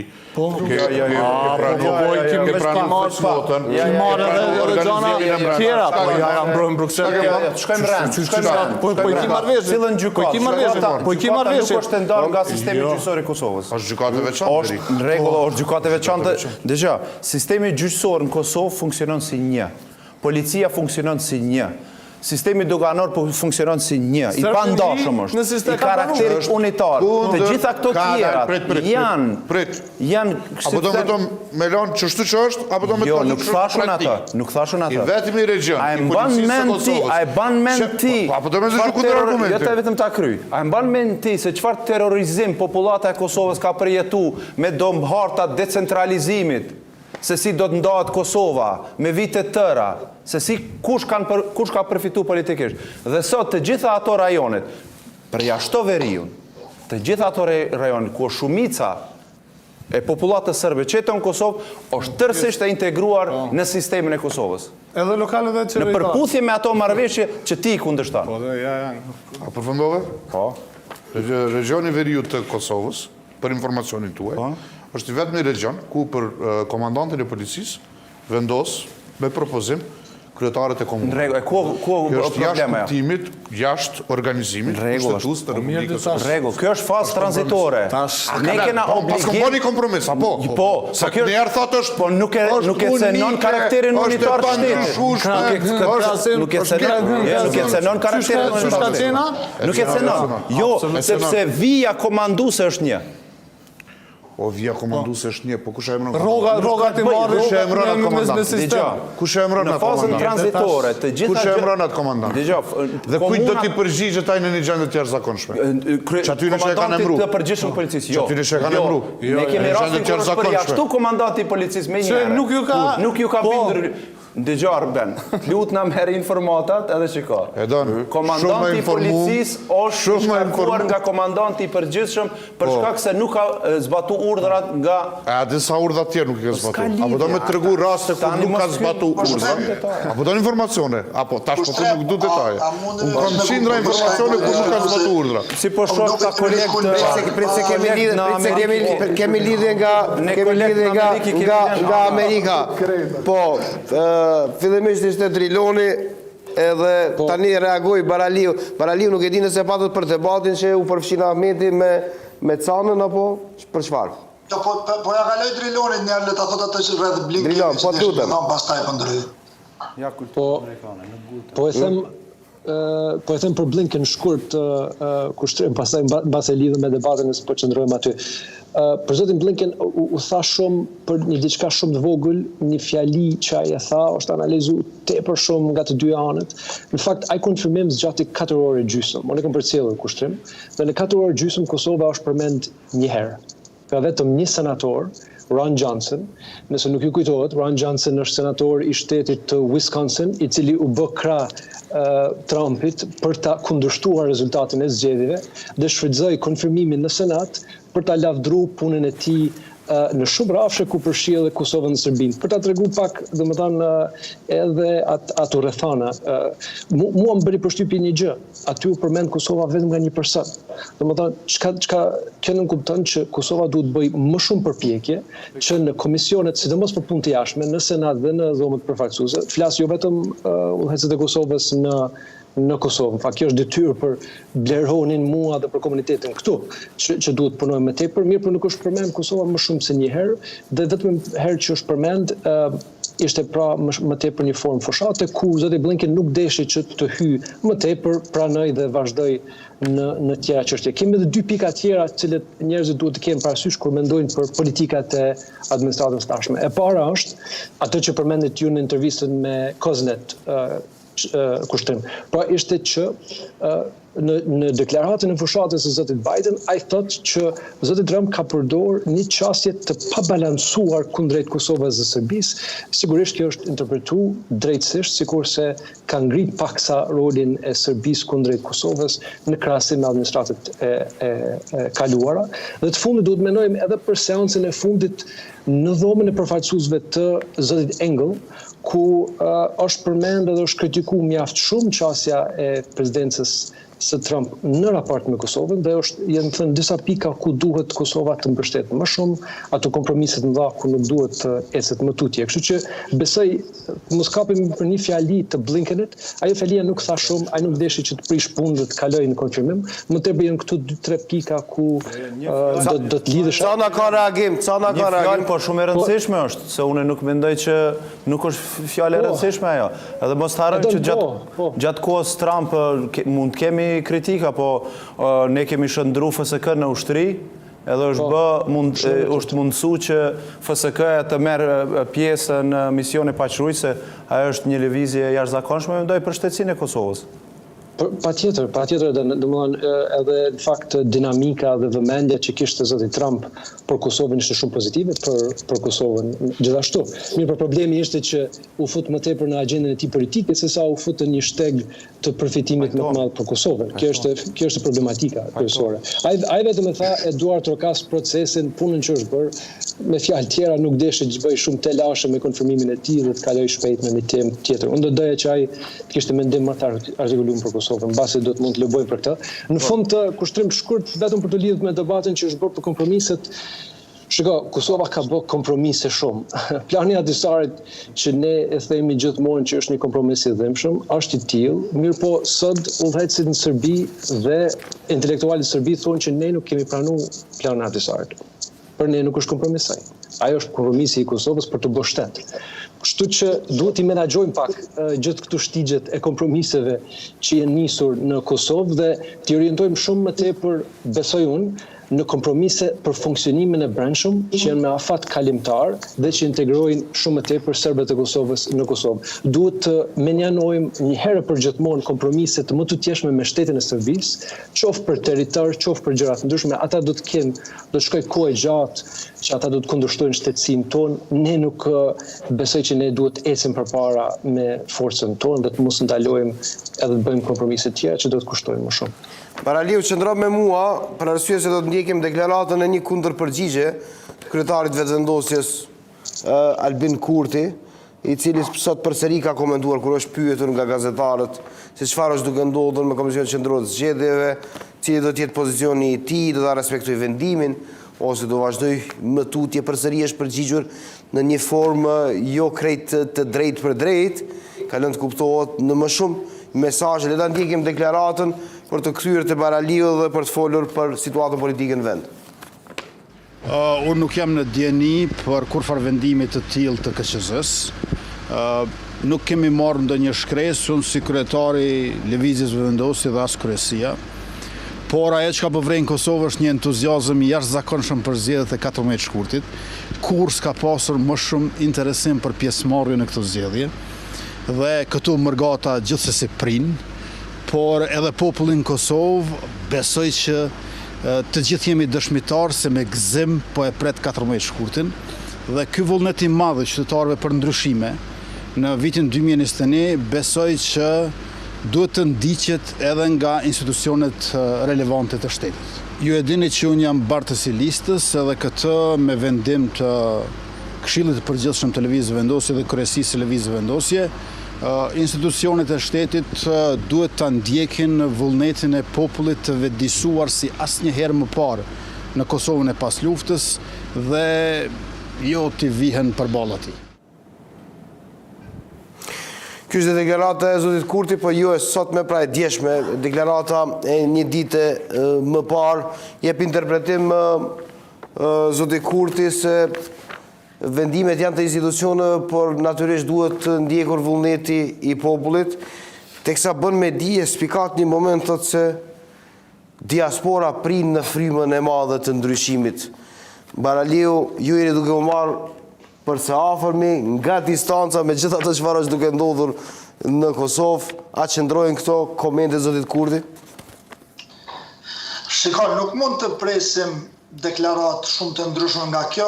Në fundit zoti Kurti po bën pushat, mendoj që është një deklarat populiste, siç e tha ambasadori Kosnet, organet juridike, institucionet veprojnë të pavarura.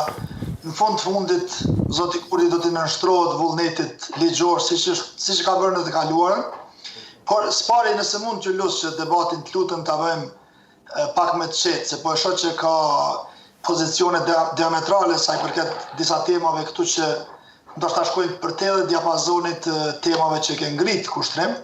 Po unë mendoj kështu, njëri nga analistët citoi Descartesin, unë do të citoj Hugon, i cili thotë që kur një ideje i ka ardhur koha, nuk ka ushtri, as nuk ka forcë që mund ta ndalojë. Unë mendoj që kjo ide në Kosovë për momentin është Albin Kurti në krye të shtetit. Nuk do me thënë që pajtohem me Kurtin edhe me vetëvendosjen, sepse në fundit ata që me njohin edhe kritikat e ashpra, duke përfshirë populizmin, dogmatizmin, politikat jo praktike, jo pragmatike, mandje dhe defitiste. Në njëjtën kohë mendoj që edhe qasja e njërit prej panelistëve që kishit, që ne do të sakrifikojmë me tutje, është qasje defitiste, është narracion defitist në fakt. Unë e kam përmendur më parë, mirë po e di që kjo nuk është shumë populiste në Kosovë, prandaj nuk trajtohet. Qasja jonë, spaku gjithmonë kam insistuar në komunitetin shqiptar amerikan. Qasja komunitetit shqiptar amerikan që do të jetë qasja gjithë shqiptarëve, të cilën e kam ngritur edhe në 2 takime të ndryshme me ambasadorin Kosnet, dhe nuk është që kemi marrë refuzim nga ai, ashtu sikur e ngritë aty çështjen e integrimit të Shqipërisë së Bashkimit Shqiptar. Shqiptarët duhet insistojnë që paqja në Ballkan, stabiliteti në Ballkan, që vis-a-vis nënkupton paqen dhe stabilitetin në Evropë dhe në marrëdhëniet lindje perëndim në të gjithë botën, mund të arrihet atëherë dhe vetëm atëherë kur zgjidhja përfundimtare e konfliktit, çfarë do të qoftë ajo, është fair, korrekte dhe e balancuar. Ambasadori Kosnet nuk, domethënë ti në fakt e ngacmove pak në lidhje me atë që ka thënë presidenti Biden, lidhje me imbalancin e presidentit Trump. Unë mendoj që po ashtu janë deklarata populiste këto që Trump është pro-serbe, pro-ruse, ku ta diun edhe vetë prindi im mendon ashtu, po unë mendoj që në fakt administrata Trump ka qenë pothuajse po aq pro-kosovare sa të tjerat, pro-shqiptare sa të tjerat, ka qenë mos aktiviteti, mos aktivizmi ynë ai që na ka lënë të lëngojmë. Prandaj, ne duhet të aktivizohemi, që të kërkojmë që çështja shqiptare të zgjidhet në kontekst global brenda rajonit Ballkanit. Do të thotë shqiptarët e Luginës, shqiptarët e Maqedonisë, shqiptarët e Malit të Zi, shqiptarët e Greqisë, Çamet, Sanxhaku, ne do të luftojmë për të drejtat tona globale pa ngurim. Domethënë pa u mërzit çfarë po kërkon Serbia. Edhe ne duhet të negociojmë edhe të luftojmë për atë që mund të arrijmë, jo për hir të fushatës elektorale, se në fundit as nuk jam duke garuar për deputet, as nuk e kam ndërmend spaku edhe 10 vjet, por duhet ta bëjmë këtë për shkak të parimeve të së drejtës të cilën ne duhet ta ndjekim, e cila na çon drejt lirisë përfundimtare. Të gjitha zgjidhjet tranzicionale, si plani Ahtisari, si shkëmbimet gjysmake të territoreve, janë një hap i vogël përpara dhe a priori janë me parim me filozofitë amerikane që t'i shtyjnë konflikte, sepse ka aq shumë konflikte dhe probleme në botë, sa që nuk kërkojnë t'i zgjedhin ato, po kërkojnë t'i vonojnë ose t'i postpon. Ne në anën tjetër do të luftojmë për zgjidhje përfundimtare me Serbinë. Kjo zgjidhje nënkupton që ne duhet t'i rrekemi çështjes shqiptare pa përjashtim të gjitha pjesave të kauzës, që për fatkeqësisht është braktisur edhe nga Albini dhe nga lëvizja vetëvendosje, sepse siç e thash një pjesë e madhe e narracionit vetëvendosjes është tashmë shndruar në fushat politike. Vetëm pak Muhaxhiri pati, ju lutem, sepse jeni nga distanca edhe Baraliu edhe zoti Gashi, jeni më të shkurtër pak, se nuk po dua t'ju ndërhyj, natyrisht pasionin e kemi këtu në debat, s'kemi që i bëjmë, e duam fort debatin, ata jemi zonat këtu. Po Muhaxhiri. Urdhën, ajta Gashi, drillon. Po Artan, me mitësi kjo. Po them që në fakt domethënë nuk ka konsensus, do të thoja, as në diasporë, kërkojnë ndjes Bleran për këtë qëndrime që tha Bleroni.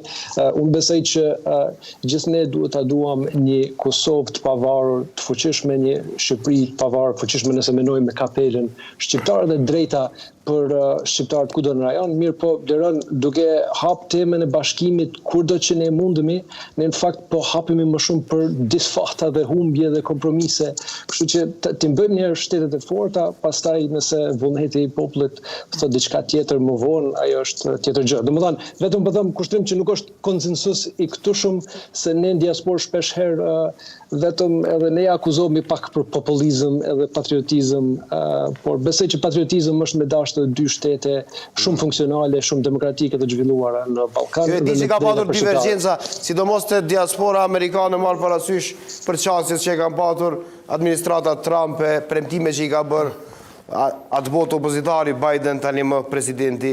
Po i patët një reagim Baraliut. Vetëm shkurtëmisht, Ahmetit edhe Baraliut, se po shoh që u keq kuptova dhe u keq interpretova.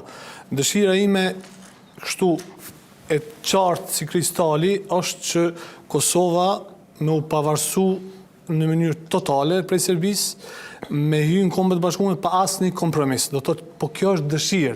Domethënë, me sa më mëson përvoja e masi jemi të citatet me zotin Baraliu, pra historia është mësuesja më e mirë, asnjë gjë e madhe në raportin ton me Serbinë nuk ka ndodhur pa bë kompromise. Do thotë, nëse edhe Unimiku në vitin 90 ka qenë një kompromis, edhe Rambujeja ka qenë kompromis, edhe pavarësia ka qenë kompromis, edhe pakoja ati sajt ka qenë kompromis, gjitha këto kanë qenë kompromise, sepse nuk ka pas një fitore kështu 100% të njërës palë. Mirë po, tash e përmenda ta zamë çështjen e pakicës serbe. A ka qenë më mirë me thonë që ne nuk e pranojmë këto edhe nuk do të shkojmë me planin e atisarit për shtetësi, apo ka qenë më mirë që e pranojmë tani kjo më varet dhe prej menaxhimit.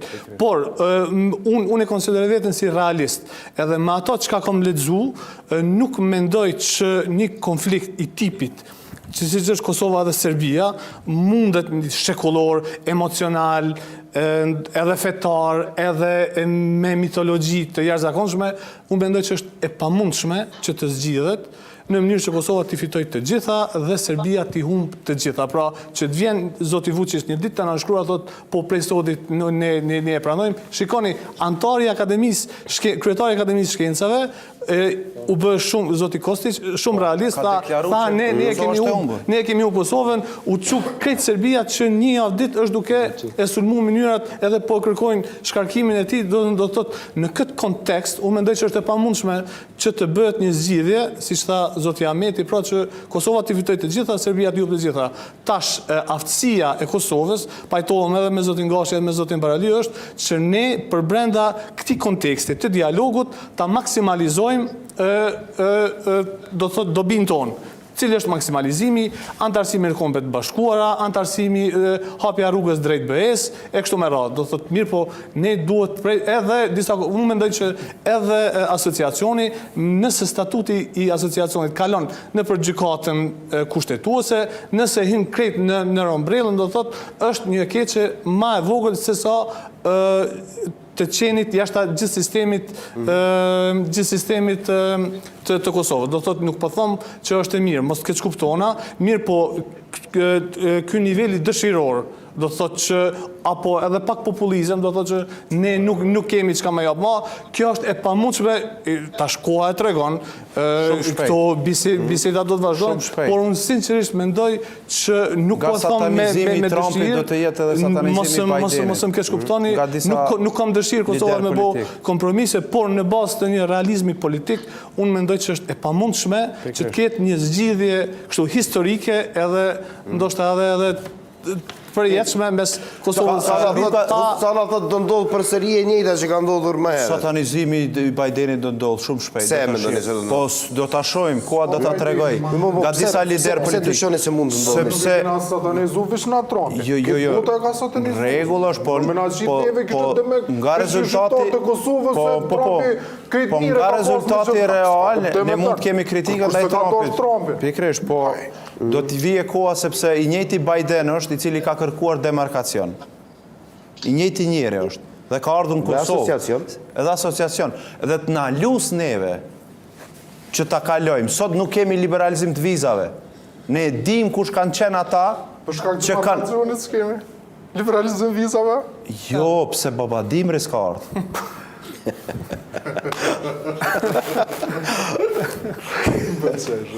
Prenkaj? Spajtona, është më pëlqen. Nuk mendoj që ka pas një satanizim politikës Trumpit. Në Kosovë ka pas disa çështje shumë kontroverse, të cilat kanë arrit disi të dalin si për këti diskutimi për dialogun marrëveshjen, siç është shkëmbimi i territoreve. Edhe mendoj që qasja e deleguarit presidentit Trump, zotit Grenell, ka qenë një qasje agresive, jo fort e përshtatshme, i cili nuk ka arrit, po as përfaqësuesi special i Departamentit Shtetit, ta demandoj një çështje tillë në mënyrë të qartë që nuk është pjesë e diskutimeve. Është demantuar dhe ka qenë letra e përbashkët e National Security Council dhe State Department. Është thënë që nuk është diskutuar në prezencën e tyre. Është ka qenë letër zyrtare e nënshkruar nga institucionet më të rëndësishme të Shteteve të Bashkuara të Amerikës. Nuk është një demantim i cili thotë që për SBA-n një diskutim për territor është i papranueshëm dhe asnjëherë nuk do të pranohet. Nuk ka qenë një demantim i qartë dhe sidomos kjo pastaj në Kosovë krijoi një rezistencë shumë të madhe këtyre diskutimeve e megjithatë, nëse bën t'i kthehen tani pak edhe deklaratës së sekretarit Blinken, ai i përgjigjet senatorit Johnson dhe thotë që absolutisht pajtohem që marrëveshja ekonomike ka pas gjërat e cilat ne mund ndërtojmë mbi ta. Edhe ai thotë që shpresojmë që Kosovën do ta shtyjmë përpara dhe shpresojmë gjithashtu edhe Serbinë. Do ta ndihmojmë Kosovën kaq ka qenë. Tani ne mund të krijojmë argumente ndryshme, ka qenë në favor të kësaj, ka qenë një deklaratë. Është gjithashtu një deklaratë e presidentit Biden gjatë fushatës ku thotë që qasja jonë ndaj Kosovës dhe Serbisë do të jetë një qasje më balancuar. Duke dhënë një sentiment që presidenca Trump ka pasur një qasje jo të balancuar ndaj Kosovës, për cilën të gjithë janë ankuar, edhe gjithashtu nuk ka pasur koordinim të ngushtë me Bashkimin Evropian në këtë çështje. Dhe unë shpresoj, po pres që presidenti Trump, si një lider i cili është i përkushtuar dhe pro kësaj marrëdhënie transatlantike, sidomos në çështjet e Ballkanit, do të ketë një koordinim shumë të ngushtë me Evropën. Por në atë që njerëzit e Bidenit mund të marrin një shembull pozitiv, është që ndoshta SBA-ja duhet të shkojnë një hap më tutje në momentin kur e vren që Evropa nuk ka një unitet brendshëm për ta çuar këtë çështje përpara. A ka pasur ndonjëherë? Nuk ka pas, edhe tani po shohim edhe me deleguan, po dhe për këtë arsye, për shkak të kësaj marrëdhënie që Kosova ka me presidentin Biden. Dhe në shtëpinë e bardhë kemi një mik të Kosovës, ne duhet të mobilizohemi brenda dhe të mundojmë ta shfrytëzojmë këtë rast. Edhe mendoj që kjo deklaratë ai ka konvenuar atij apo kësaj partie mendoj që nuk janë kredibile. Asnjëherë Kosova nuk ka pas jo mik në shtëpinë e bardhë. Nuk ka pas mungesë mish në shtëpinë e bardhë. Është fakt që Kosova ka pas, politika jonë, ka pas qasje dëshpruese, partitë tona politike, në raport me Bleronin, e Drilonin, komunitetin shqiptar atje, cili mund të nxisë dhe mund të bëj lobim dhe mund të shtyjë tema të caktuara përpara tek secila administratë. Partitë tona politike janë marrë vesh mos më u marrë me lobët atje, kanë vendosur në për ambasada me dërgu familjarë të cilët nuk din me nxit tema të caktuara dhe këtë në rregull jemi. Si rezultat, prej Kosovës së vitit 2008 që është shpall pavarësinë. Lut na vetëm ta sqarojmë nisan. Ish qeveria edhe kanë pas Ballard and Partners të kontraktuar njerëz më të fuqishëm atje. Po, që kam për një çështje. Jo, nuk ka nejse, mos hyjmë tash detaje, po tani kur fillon të përdor argument diçka ta zhveshi. Ajo ka qenë këtë për diçka tjetër. Çka ka qenë veç ka pas të bëj me njojën e Kosovës. Po me njojën e Kosovës. Ka qenë më shkëmbim të territorit. Ja më zvoni ajgare, po noi. Këto marrëveshje janë nuk e di ku çka ka përfituar Kosova për këtyne marrëveshje për shërbime që adensi askush nuk e përfaqëson. Po Shtetet e Bashkuara të Amerikës baza e funksionimit, domethënë është sen ligjor, po jo nëse ti kontrakton një agent, jo nëse ti kontrakton një agjenci. Po njëjtën agjenci e ka pas kontraktuar edhe Turqia. Jo, një agjenci në Washington e cila Ballard and Partners ka fokus primar shërbimeve të saj e ka për të aranxhuar takime të nivelit lart për disa lidhje. Po foto dhe libra. Takimet janë para askush nuk e përfaqëson.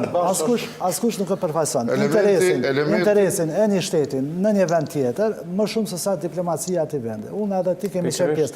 Domethënë Kosova do të më investojë në diplomat të saj, para se investon edhe në shkruajtur marrëveshje me disa. Do të marr parasysh premisën kryesore të marrëdhënieve ndërkombëtare që qysh e ki shpinë dush e ki dhe oborin, pra qysh e ki jemi zgjeruar shumë. Për me forcu diplomacinë kushte është. A e kornizojmë pak me një deklaratë, që e tha sot. Do të vesh pak të çështja e kompromiseve. Lutem. Një detaj. Nuk është kompromisi në raport me shtetin i cili nuk e do ekzistencën e Kosovës, zgjidhja për me konfirmu shtetin e Kosovës. Jo, nuk është ai argument. Ai nuk ka të bëjë me këtë argument. Qëre, se sot jam ma i dërushëm, sa është dëna. Jo, mund vjen mirë. A mundën me mleju 10 sekonda me spjegu. Vish 10 sekonda. Negociatori më i mirë është fuqia ushtarake. Nuk ka negociator më të mirë. Në më thënë, nëse ka mundësi nga një përvoj... Atisari është kompromis dhe Atisari është arrit si rezultati kompromisit, është fuqi elementare. është fuqi elementare. Atisari është ndryshim i cili ka orë si rezultati rezistencës. Nuk ka ardhë i rezistencës të ndë mërë, edhe liria të ardhë se rezultati 1244, ti ke ndërtu institucione, ke ba rezistencë, ke pranu... Qka po në kupton në rezistencë? Atisari ka ardhë... Politike, se nuk është vetëm ushtarake rezistencë. E di ato... Atisari është rezultat i negociatave dhe kompromisit. Nuk ka pas kuptim me vazhdu prej vitit 90, do thotë thyrja ma, ndryshimi i madh, hapi i madh kuantik, është bon vitin 99. Edhe protektorati i UNMIK-ut ka qenë një lloj kompromisi, mirë, po ka qenë një... E kam një pyetje esenciale. Cila është e arritura e Kosovës nga kompromiset e bame që 10 vjetë?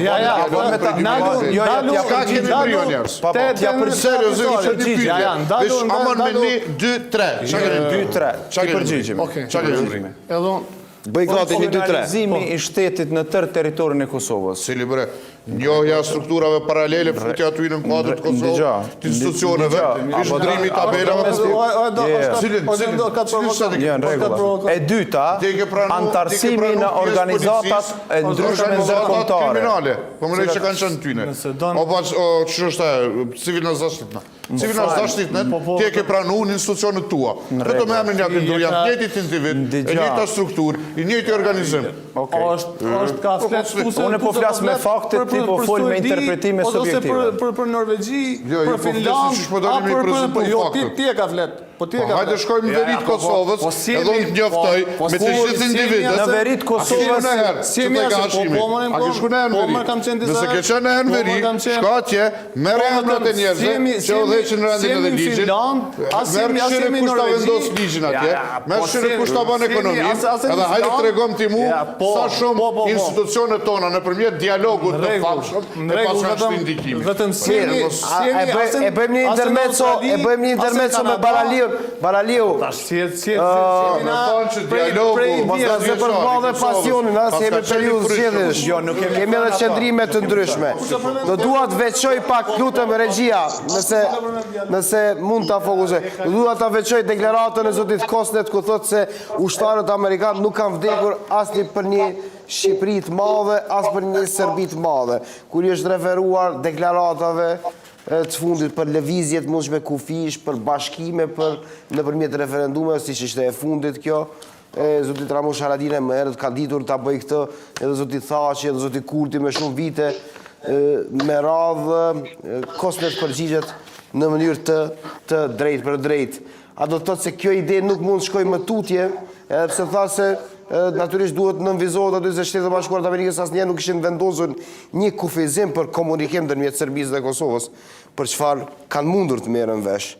Për dallim nga herët e kaluara kur ekzistonin sigurt vijat e kuqe që thonin jo ndarje, jo bashkime me shtete tjera, Kosova duhet funksionoj me këto kufi që janë. Shiko, nuk i dhja po më dëgjoni mirë se ti ishe pak me ndërprerje, do të mundohem që të jemi shkurt, se kuptoj që pak vështirë menaxhimin në distancë. Driloni s'pari edhe më ka keq kuptuar dhe më ka keq interpretuar, sepse nuk kam folur eksplicitisht për bashkim politik të Kosovës me Shqipërinë, kam folur për zgjidhjen e çështjes shqiptare që mund të përfshi edhe bashkimin politik, por jo vetëm të Kosovës dhe Shqipërisë, por edhe me gjerë. Çka është më rëndësishme nga ajo që ka thënë ambasadori Kostet, dhe këtë ka thënë edhe në 2 takimet që kemi ngritur këtë temë, kur kam qenë personalisht, njëri për cilëve ka qenë publik, do më thënë me media prezente, aje ka thënë që është edhe më rëndësishme se ajo që e thejti është që ne gjithsesi pajtohemi me atë që pajtoheni ju. Do më thënë nëse Kosova, Maqedonia, Mali, Shqipëria pajtohen bëhen bashkë, amerikanët nuk qëndrojnë në rrugë me këtë, mirë po unë jam me të 100% kur thot që ne nuk mund të kushtojmë vëmendje deklaratave politike të fushatës që i ka bërë për shembull zotni Haradina i tash, por gjithsesi qëllimi i zgjidhjes kauzës do të jetë themi ajo busulla rreth së cilës ne punojmë që përfshin edhe pavarësimin e Kosovës në një shtet të fortë. Një kushtim do të lidhesha pak. Në fakt, Bleroni këtu e thot një gjë me rëndësi, është se në fakt komuniteti shqiptar-amerikan këtu vjen nga të dy shtetet kryesore, Shqipëria, Kosova, dhe edhe shtetet përreth. Në fakt, ndërtimi i asaj miqësie të veçantë me SHBA-t nuk ndodh vetëm nëpërmjet Kosovës. Ne gjithimi nga Kosova po flasim për atë, por duhet të flasim, mua më pëlqen ideja dhe besoj duhet ta shtyjmë përpara që ne si një këmbindar në shumë shtete, jemi një mik i afërt i SHBA-ve dhe njëkohësisht jemi bashkëpunëtor në formatin besoj siç jemi tani, po pajto me Bleronin që në fakt edhe do zgjedhjet fundit këtu në SHBA, ne shqiptarë amerikanë të treguan forcën edhe si votues në SHBA, besoj që do të çelë kjo mundësinë për ndikim më të madh më të mundshëm. Kushtim shkurt për çka tha Artani më herët, Artani unë pajtohem shumë që ai e përmend që Vučići nuk do të vinë nesër dhe të pranoj atë që ne po e kërkojmë, mbase edhe mas nesër, mbase edhe mas një viti. Mirë, po unë më tepër do t'i kisha syt ke Bajdeni tash, më pak ka Vučići, në kuptimin që pse të bëjmë ne një kompromis të madh me Serbinë në 4 vjeçin e ardhshëm, kur kemi mirë, Arbeni e tha që kemi pas miq të tjerë më herët, po jo bashkë sikur Joe Biden ma merr mendja. Edhe ne ta duhet ta shfrytëzojmë këtë mundësi, edhe unë besoj që nëse Serbia nuk tregon gatishmërinë, nëse ajo sulmon gjithë ata njerëz në shoqërinë e saj që thonë që duhet ta pranojmë Kosovën siç është, pse të humbin kohën, energjinë tonë me një dialog që na çon në çorsokak me ta. Ne duhet të themi SHBA-ve, ne jemi të gatshëm për të bashkëpunuar me ta në rajon, gjithashtu, mirë po nuk diskutojmë më me ta në shtigje që s'na çojnë aty ku ne duhet. Dhe besoj për ta lidhur kushtim për këtë dhe për ta mbaruar, synimi kryesor në marrëdhëniet shqiptar-amerikane në periudhën e tashme duhet të jetë antarësimi i Kosovës në NATO, sepse me antarësimin në NATO, me integritetin territorial të sigurt, pastaj edhe Serbia nuk do të ketë shumë kompromise të reja që do të mund të na prekin shumë. Edhe besoj për këtë duhet përkushtohemi, për këtë duhet marrim vëmendjen e zotit Biden, dhe pastaj çka do që të kërkon Serbia më pas nuk do të na prek, nuk do të vesh nga ato që kemi fituar. E.Cana. Jo, unë pajtohem me Drilionin. 37 sekonda, kushtrim. Pastaj do rriqe do jetë dëgjoj. Hajde, japim përparësi diasporës. Po, faleminderit. Diaspora prim. Jo vetëm që nuk ekzistojnë vija të kuqe brenda politikave konceptuale amerikane për farbashkimi politik të shqiptarëve, por unë mendoj që në periudhën 5 vjeçare kjo do të ndodhë në një mënyrë ose tjetër, pra për të përgjigjur drejt për drejt. Në anën tjetër pajtohem me atë që tha njëri nga bashkëbiseduesit që lobimi dhe strukturimi i diplomacisë kosovare e ka marginalizuar së paku diasporën shqiptare të Amerikës në një mas caktuar, megjithëse rizgjimi po ndodh siç e thash sepse kemi kuptuar që ne mund bëjmë shumë më tepër se sa agjenci lobuese të cilat pak a shumë janë të kuvizuar në kornizat e veprimit tyre. Më falë se shkova 43 sekonda. Unë vetëm desha them 17 sekonda kushtrim. Unë pajtona me konkluzionet e Drilionit. Mendoj se është keq kuptuar kjo çështja e dialogut. Ne po flasim për një dialog i cili ristartohet nga ana e Shteteve të Bashkuara të Amerikës. Nuk është një dialog i cili do të ristartohet nga ana e Kosovës. Domethënë brenda kornizave të cilat Shtetet e Bashkuara të Amerikës do ta vendosin. Okej? Kështu që edhe bas përvojës po themi, po në dëshirore është diçka tjetër.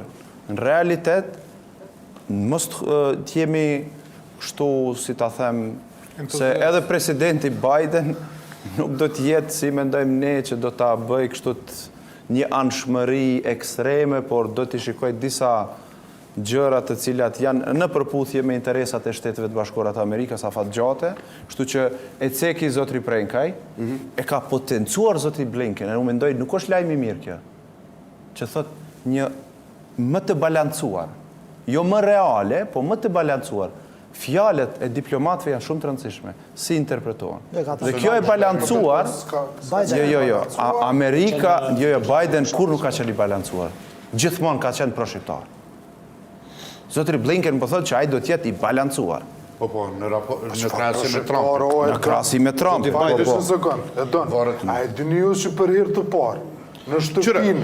Për Biden po e them. Që kjo që sa po e tha Edoni është me qenë me harru që ka ndodhë, ka dalë prit.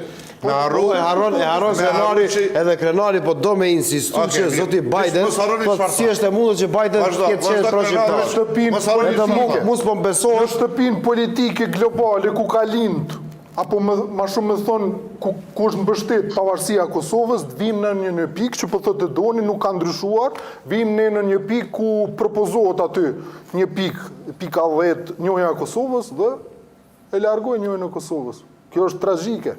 Kjo është tragjike. Ja, për të njëso shumë ka ndryshuar raporte geopolitike.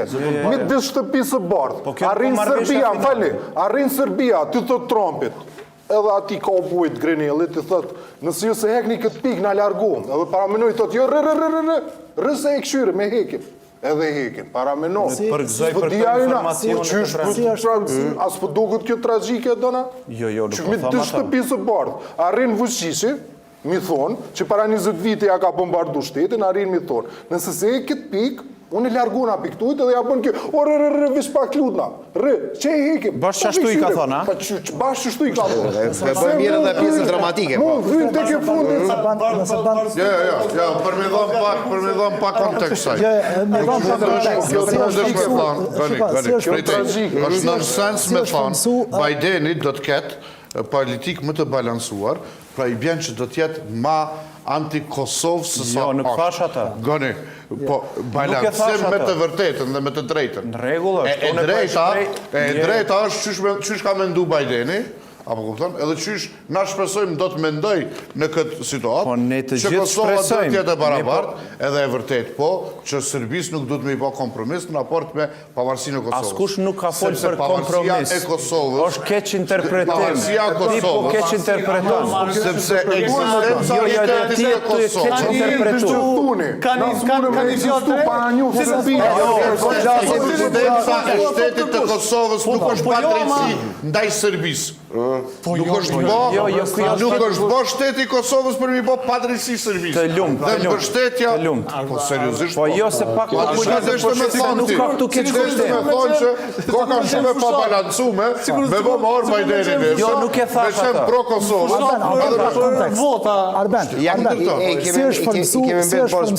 Si është formësu kjo deklarat që ka përdor presidenti Biden një qasje më balancuse. Kush e ka përdor i pari?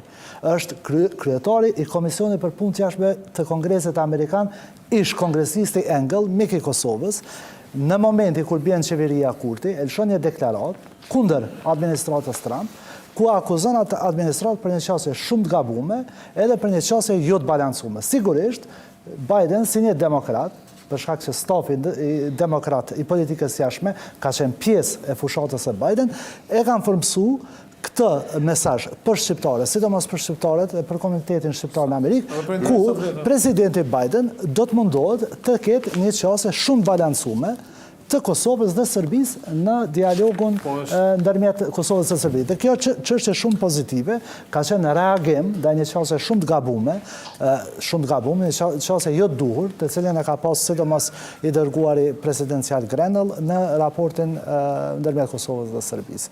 Nuk ka nuk ka që po mundohem me moj pi pozicion apo tjetër. I thotë Serbia, kjo është pozicion tragjik i ish administruar Trump, i thotë, nëse dënë unë me vazhdu dialogun, paramenoj Serbia një shtet jo serios, i vogël, pa kur farë, As nuk ja vlen me përmend.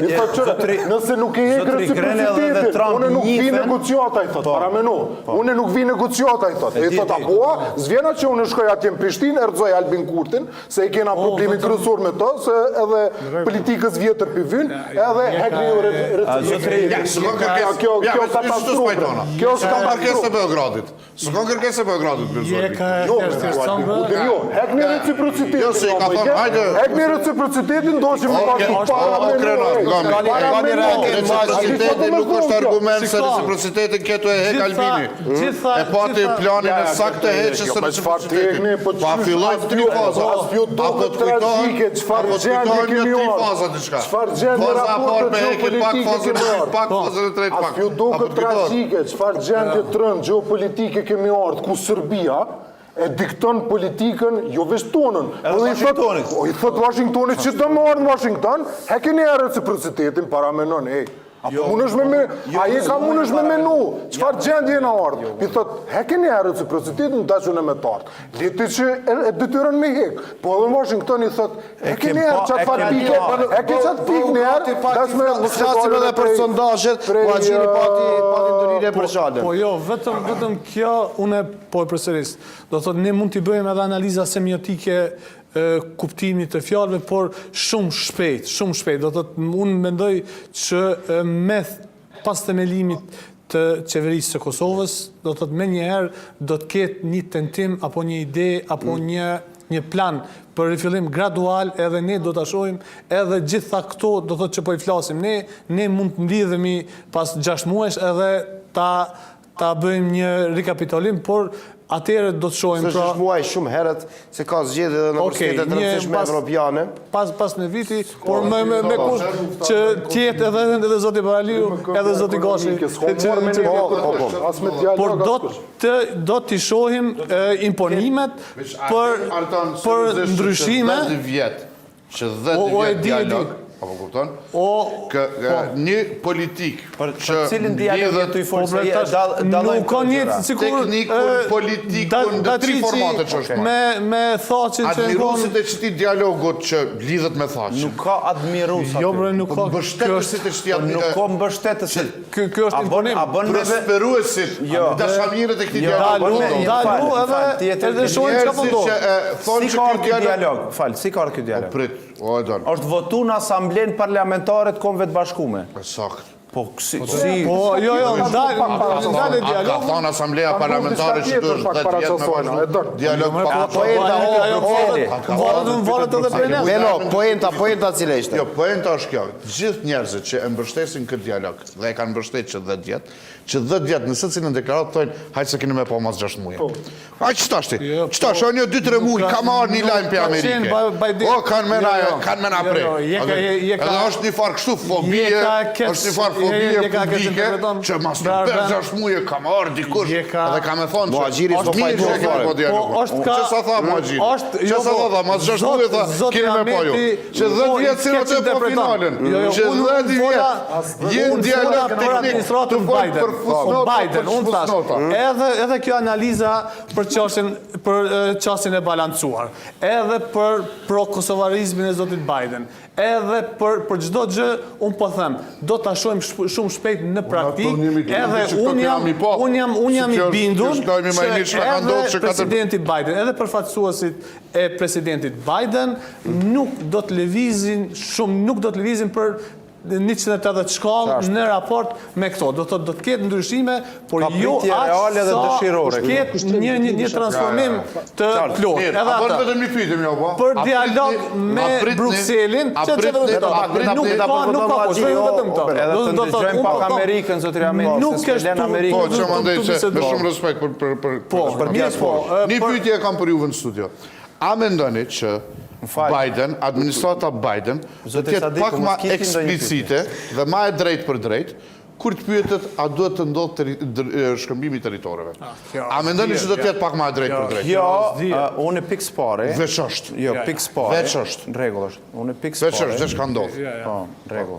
Dhe për mu është shumë e rëndësishme. Jemi minutat e fundit, Baraliu, ju kanë raportuar mediat, nuk do duhet ndalem të kjo çështja që diskutuam deri tani, ka raportuar mediat, ju keni dhënë shumë intervista për atë se si presni tjetë relievi politik zgjedhor pas 14 shkurtit. Na thuaj pak parashikime dhe na thuaj pak metodologji si dole me rezultate, sepse s'fundmi është bërë një trend këtu në Kosovë, sondazhe po bëhen shumë, mediat, televizionet i kanë marrë përsipër ato, po bëhet zhurmë e madhe. Cili është parashikimi juaj? Kushtrim deri me 14 shkurt mund të ndryshoj mjaft shumë për shkak të lëvizjeve, a do të jetë Albini në listë apo jo, gjërat e tilla. Unë mendoj që jemi para një situate shumë të brisht, sepse refuzimi i Albinit nga lista apo edhe me rëndësi nga mundësia për të bërë kryeministër mund të ketë pasoja goxha serioze në shoqëri.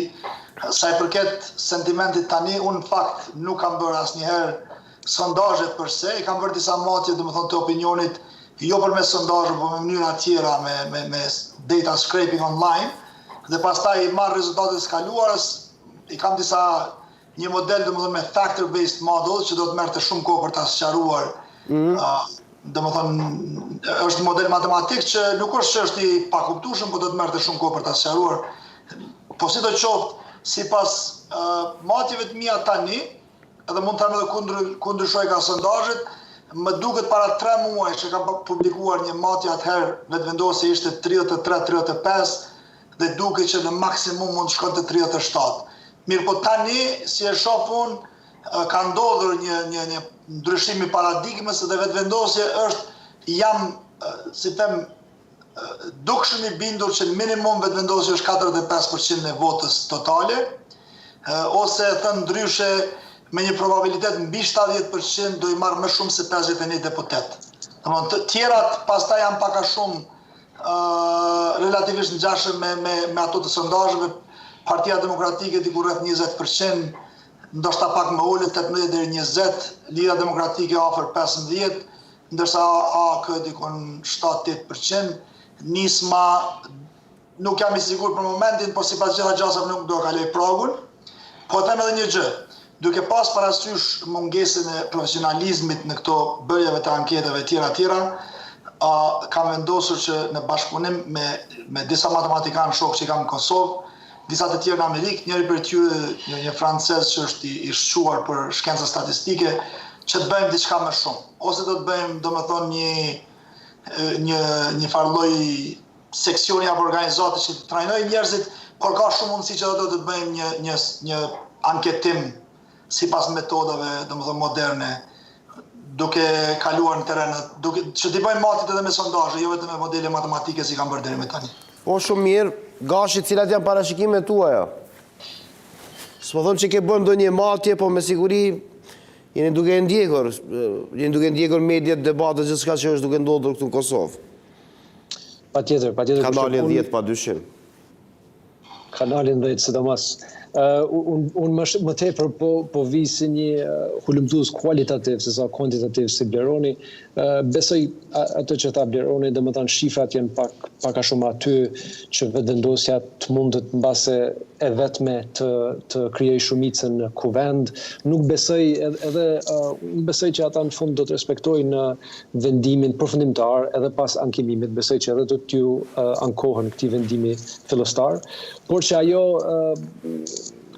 nga ajo që është thënë, vetëm se mund të rrit më tepër në fakt përkrahjen për të dhe jo ta zbe. Me rëndësi është që ata të sigurojnë fond që kandidati i tyre i preferuar për kryeministër, pra zoti Kurti të jetë kryeministër edhe nëse s'mund ngaroj si deputet, kjo të jetë shumë rëndësi, por kjo si parashikim një parashikim shkurt për Biden pajtohem me shumë shka që është thënë në panel se megjithëse ai është një mik i dëshmuar mjaft i mirë i shqiptarëve, ai do të vendosë në bazë të argumenteve që janë në tavolinë. Kështu që nëse nuk kemi ne argument më të mirë se sa asociacionin i cili është përfol tash kush e di sa vite, ai do të shtypë para atë si një përkrahas i progresit. Po besoj që më tepër se sa me çdo tjetër të mundshëm për president amerikan, e kemi hapësirën ku ne mund t'i themi këtij personi që kjo është në fakt dëshira jonë strategjike dhe në këtë drejtim duam të shkojmë.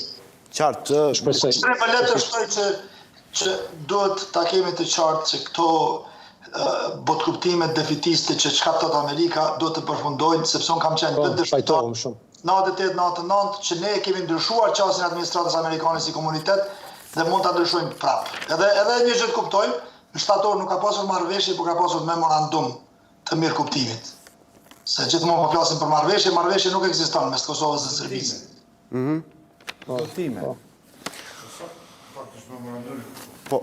Më lejo ti përshëndes mysafir temi virtual nga distanca zotin Baraliu dhe zotin Gashi, po ju përshëndes duke ju lënë takim për sërinë Politiko. Flasim sepse do jetë nxehtë këto ditë 14 shkurt e më pastaj natyrisht do jemi këtu, do jemi dëshmitar, do jemi duke komentuar. Ju faleminderit shumë që na u bashkangjitet. Faleminderit kushtrim, mua nuk më ka kthy telefonatën KSZ-ja, kështu që me siguri do të vi fizikisht të votoj edhe ndoshta ju shoh. Do vjen fizikisht të votosh. Po Gashi ti? Lumt.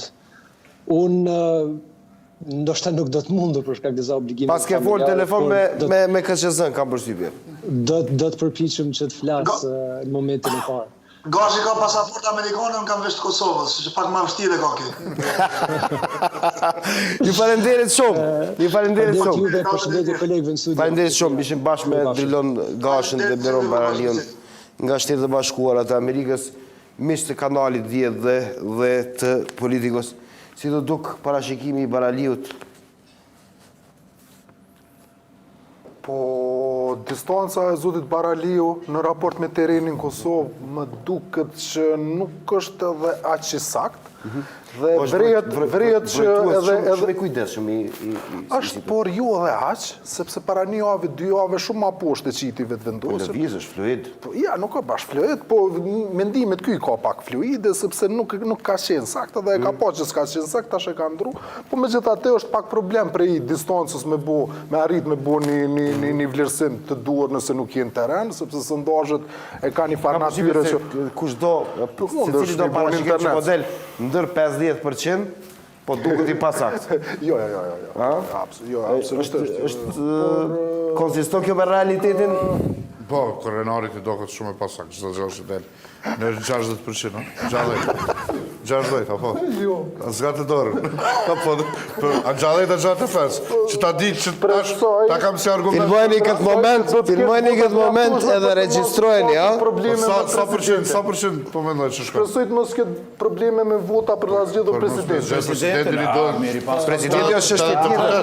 Ta 61% ju bynë dhe besoj që mundën me arrit. Prap kam problem me presidentin. Po 61% dikun për mdukët duhen për një marrë 81 deputet. Edhe 20. Kadal. Prap ka problem, se janë 10 minoritetet sërbe. Po kërkoj falje, jo. 61 deputet nuk besoj që kanë me pas probleme arrit, të shohim.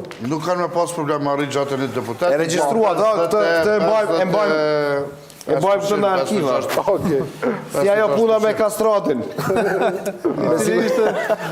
I thash, kjo vitet e regjistruar, a i bëri B. Tani situata ka ndryshuar parashikimet Prenkaj, sepse me Canën, A.Ahmetin dhe A.Muhaxhirin i bëjmë këtë çdo ditë. Ju jeni sa mysafir për herë të parë. Unë mendoj që edhe vendimi i fundit e gjykatës kushtetuese si rrjedhor edhe vendimi i KSZ-s e favorizon vetëvendosjen. Edhe nëse ka rritje prej këtij trendit momental, nuk do të befasohesha.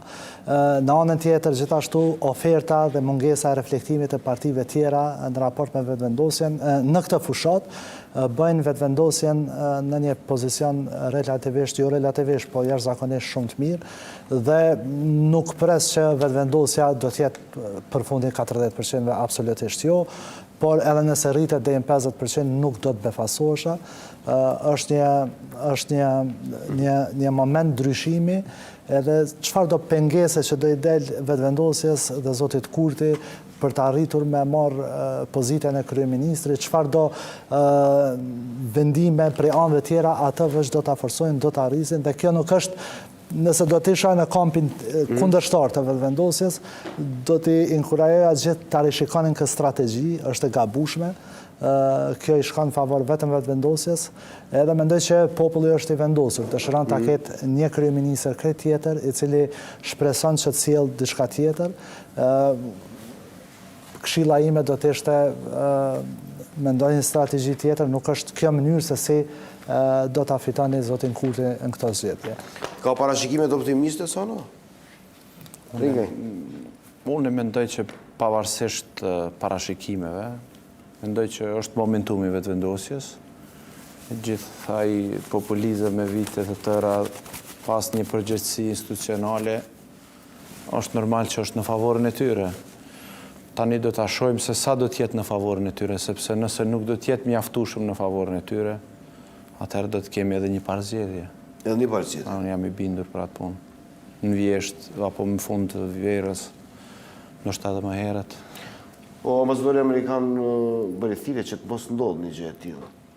Besoj që kjo betejë me K.Shala, kjo është vërejtim krejtësisht personal në mbi Albin Kurtin, kjo betejë fundit me K.Shala, në fakt ja ka dhënë adutin Albinit për një betejë të fundit para finalit së madhe, ku mendon që me rritë edhe pak votën, edhe në fakt ju servua bukur mirë si mundësi.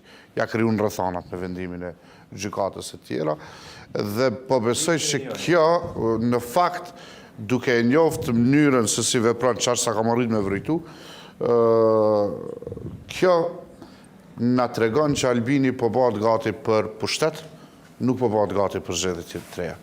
Sepse sikur të ishte bërë gati për zgjedhje të reja, nuk do të hynte në këtë betejë në fundit, do të largohej, do të viktimizohej, në fakt kundërshtimi që po i bën është përgatitje për betejën e fundit. Natyrisht unë mendoj që ka një bazament prej fryme, edhe fryme që vjen nga mlefi me establishmentin e kaluam, i cili shkon deri në 400.000 vota, po këto për me i realizu është bukur, punë e madhe që i duhet lëvizjes vetëvendosje. Natyrisht lajmi që ka kaluar mbi 100.000 numri të regjistruarve nga diaspora i prish shumë matematika, por mendoj që befasia fshehet tek fakti që partitë aktuale, PDK, LDK, nisin me 120.000 vota që i kanë në strukturë dhe rrugës, natyrisht që arrin të kapin qytetar për këtij bazamentit, për këtij kazanit përgjithshëm, cilët arrin me i bind me vende pune, me premtime konkrete, ndërkohë që ajo çka nuk shihet asnjëherë në sondazhe janë këto partitë e vogla, sikur është edhe Nizma, që e kanë elektoratin e koncentruar, cilat nëse arrin me kalu pragun, pra nëse arrin me mbledh vot e prishin matematikën e përgjithshme. Nëse ka mundësi vetëm shkurt, unë e shoh pak sa ndryshe këtë punë. Lutem. Deklarimi i fundit i zotrit Kurtit e jep indikacione të qarta se si ai do ta menaxhojë këtë fushatë.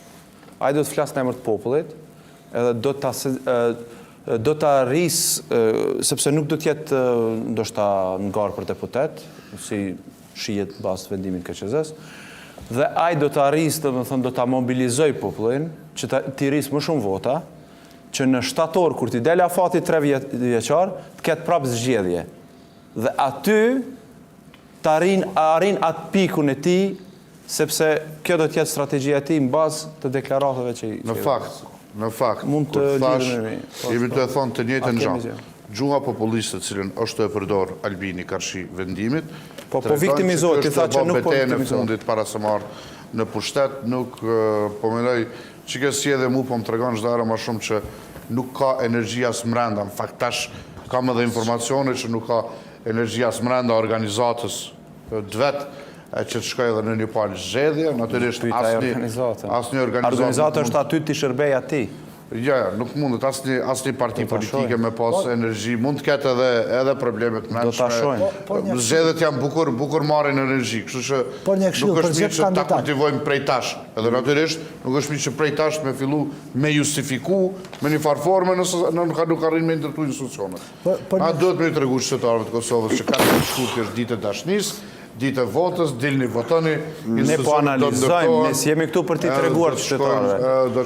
Që politikanë i tregojnë qytetarëve mesazhet e tyre. Ne jemi këtu për ta bërë analizën. Për të votuar, na nuk po flasim ne për tyre, na mund t'i trasim ato. Mesazhet sensibilizuese. Po, absolutisht. Ne Prenkaj lutem për ta përmbyllur se jemi kretë minutin e fundit. Për gjithë kandidatët që nuk janë certifikuar, gjithmonë ekziston një proces gjyqësor dhe është shumë mirë, ata mund të bëjnë ankesë, është në PZAP, nëse s'gabojnë në Gjykatën Supreme. Sfidimi dhe për ta bërë sistemin gjithmonë më të mirë është gjithmonë i mirëseardhur. Mendoj që ende nuk ka përfunduar kjo rrugë gjyqësore dhe sikur të kisha qenë unë një prej aty, sigurisht do ta kisha ndjek atë rrugë. Po do e bëjnë një gjë të tillë. Sigurisht. Tani është problemi, dilemat nëse ka kohë që të shkojnë në gjitha të zinxhirin institucional, ose jo. Kjo mbetet shihet nesër, ka gjasat më dha që zonën Daka ta kemi pas certifikimit këtu në Politiko nesër. Zonja Daka na shpalos shumë detaje. Përndryshe sulme ndaj zonjës Daka janë të papranueshme. Zonja Daka implementon vendimet e gjykatës kushtetuese. Absolutisht. Dhe sulme ndaj asaj janë ka qenë mirë me legitim. Edhe sulme ndaj asaj janë sulme shumë rëndësi në ndaj institucioneve të pavarura.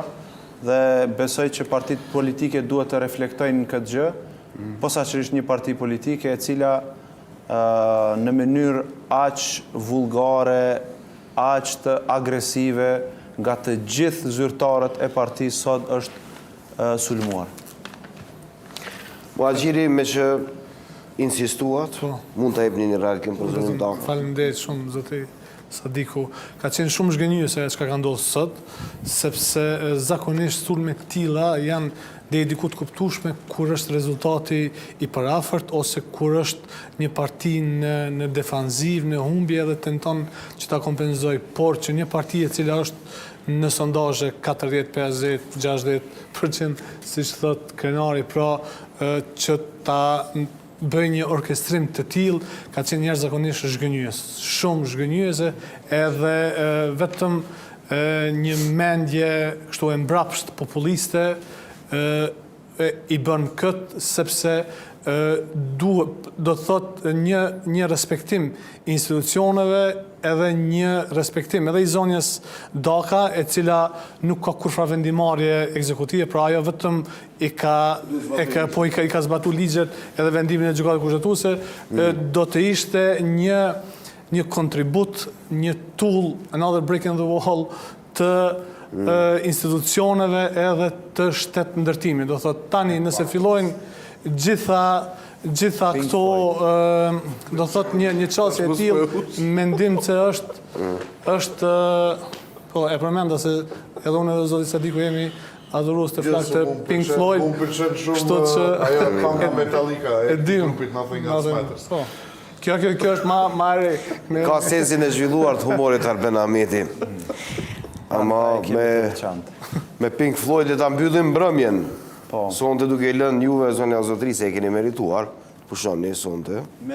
Po, me që e kemi dëgjuar mesazhet e ambasadorit të Shtetet Bashkuara të Amerikës në Kosovë, zotit Filip Kosnet, në mënyrë ekskluzive këtu në Politiko të kanalit 10, padyshim e kemi analizuar edhe gjitha këto mesazhe me miqt dhe komentatorët politik, duke hyrë në takim nesër, përsëri vazhdon karvani zgjedhor padyshim në kanalin 10. Mirëmbëjtje dhe natën e mirë, takojmë nesër.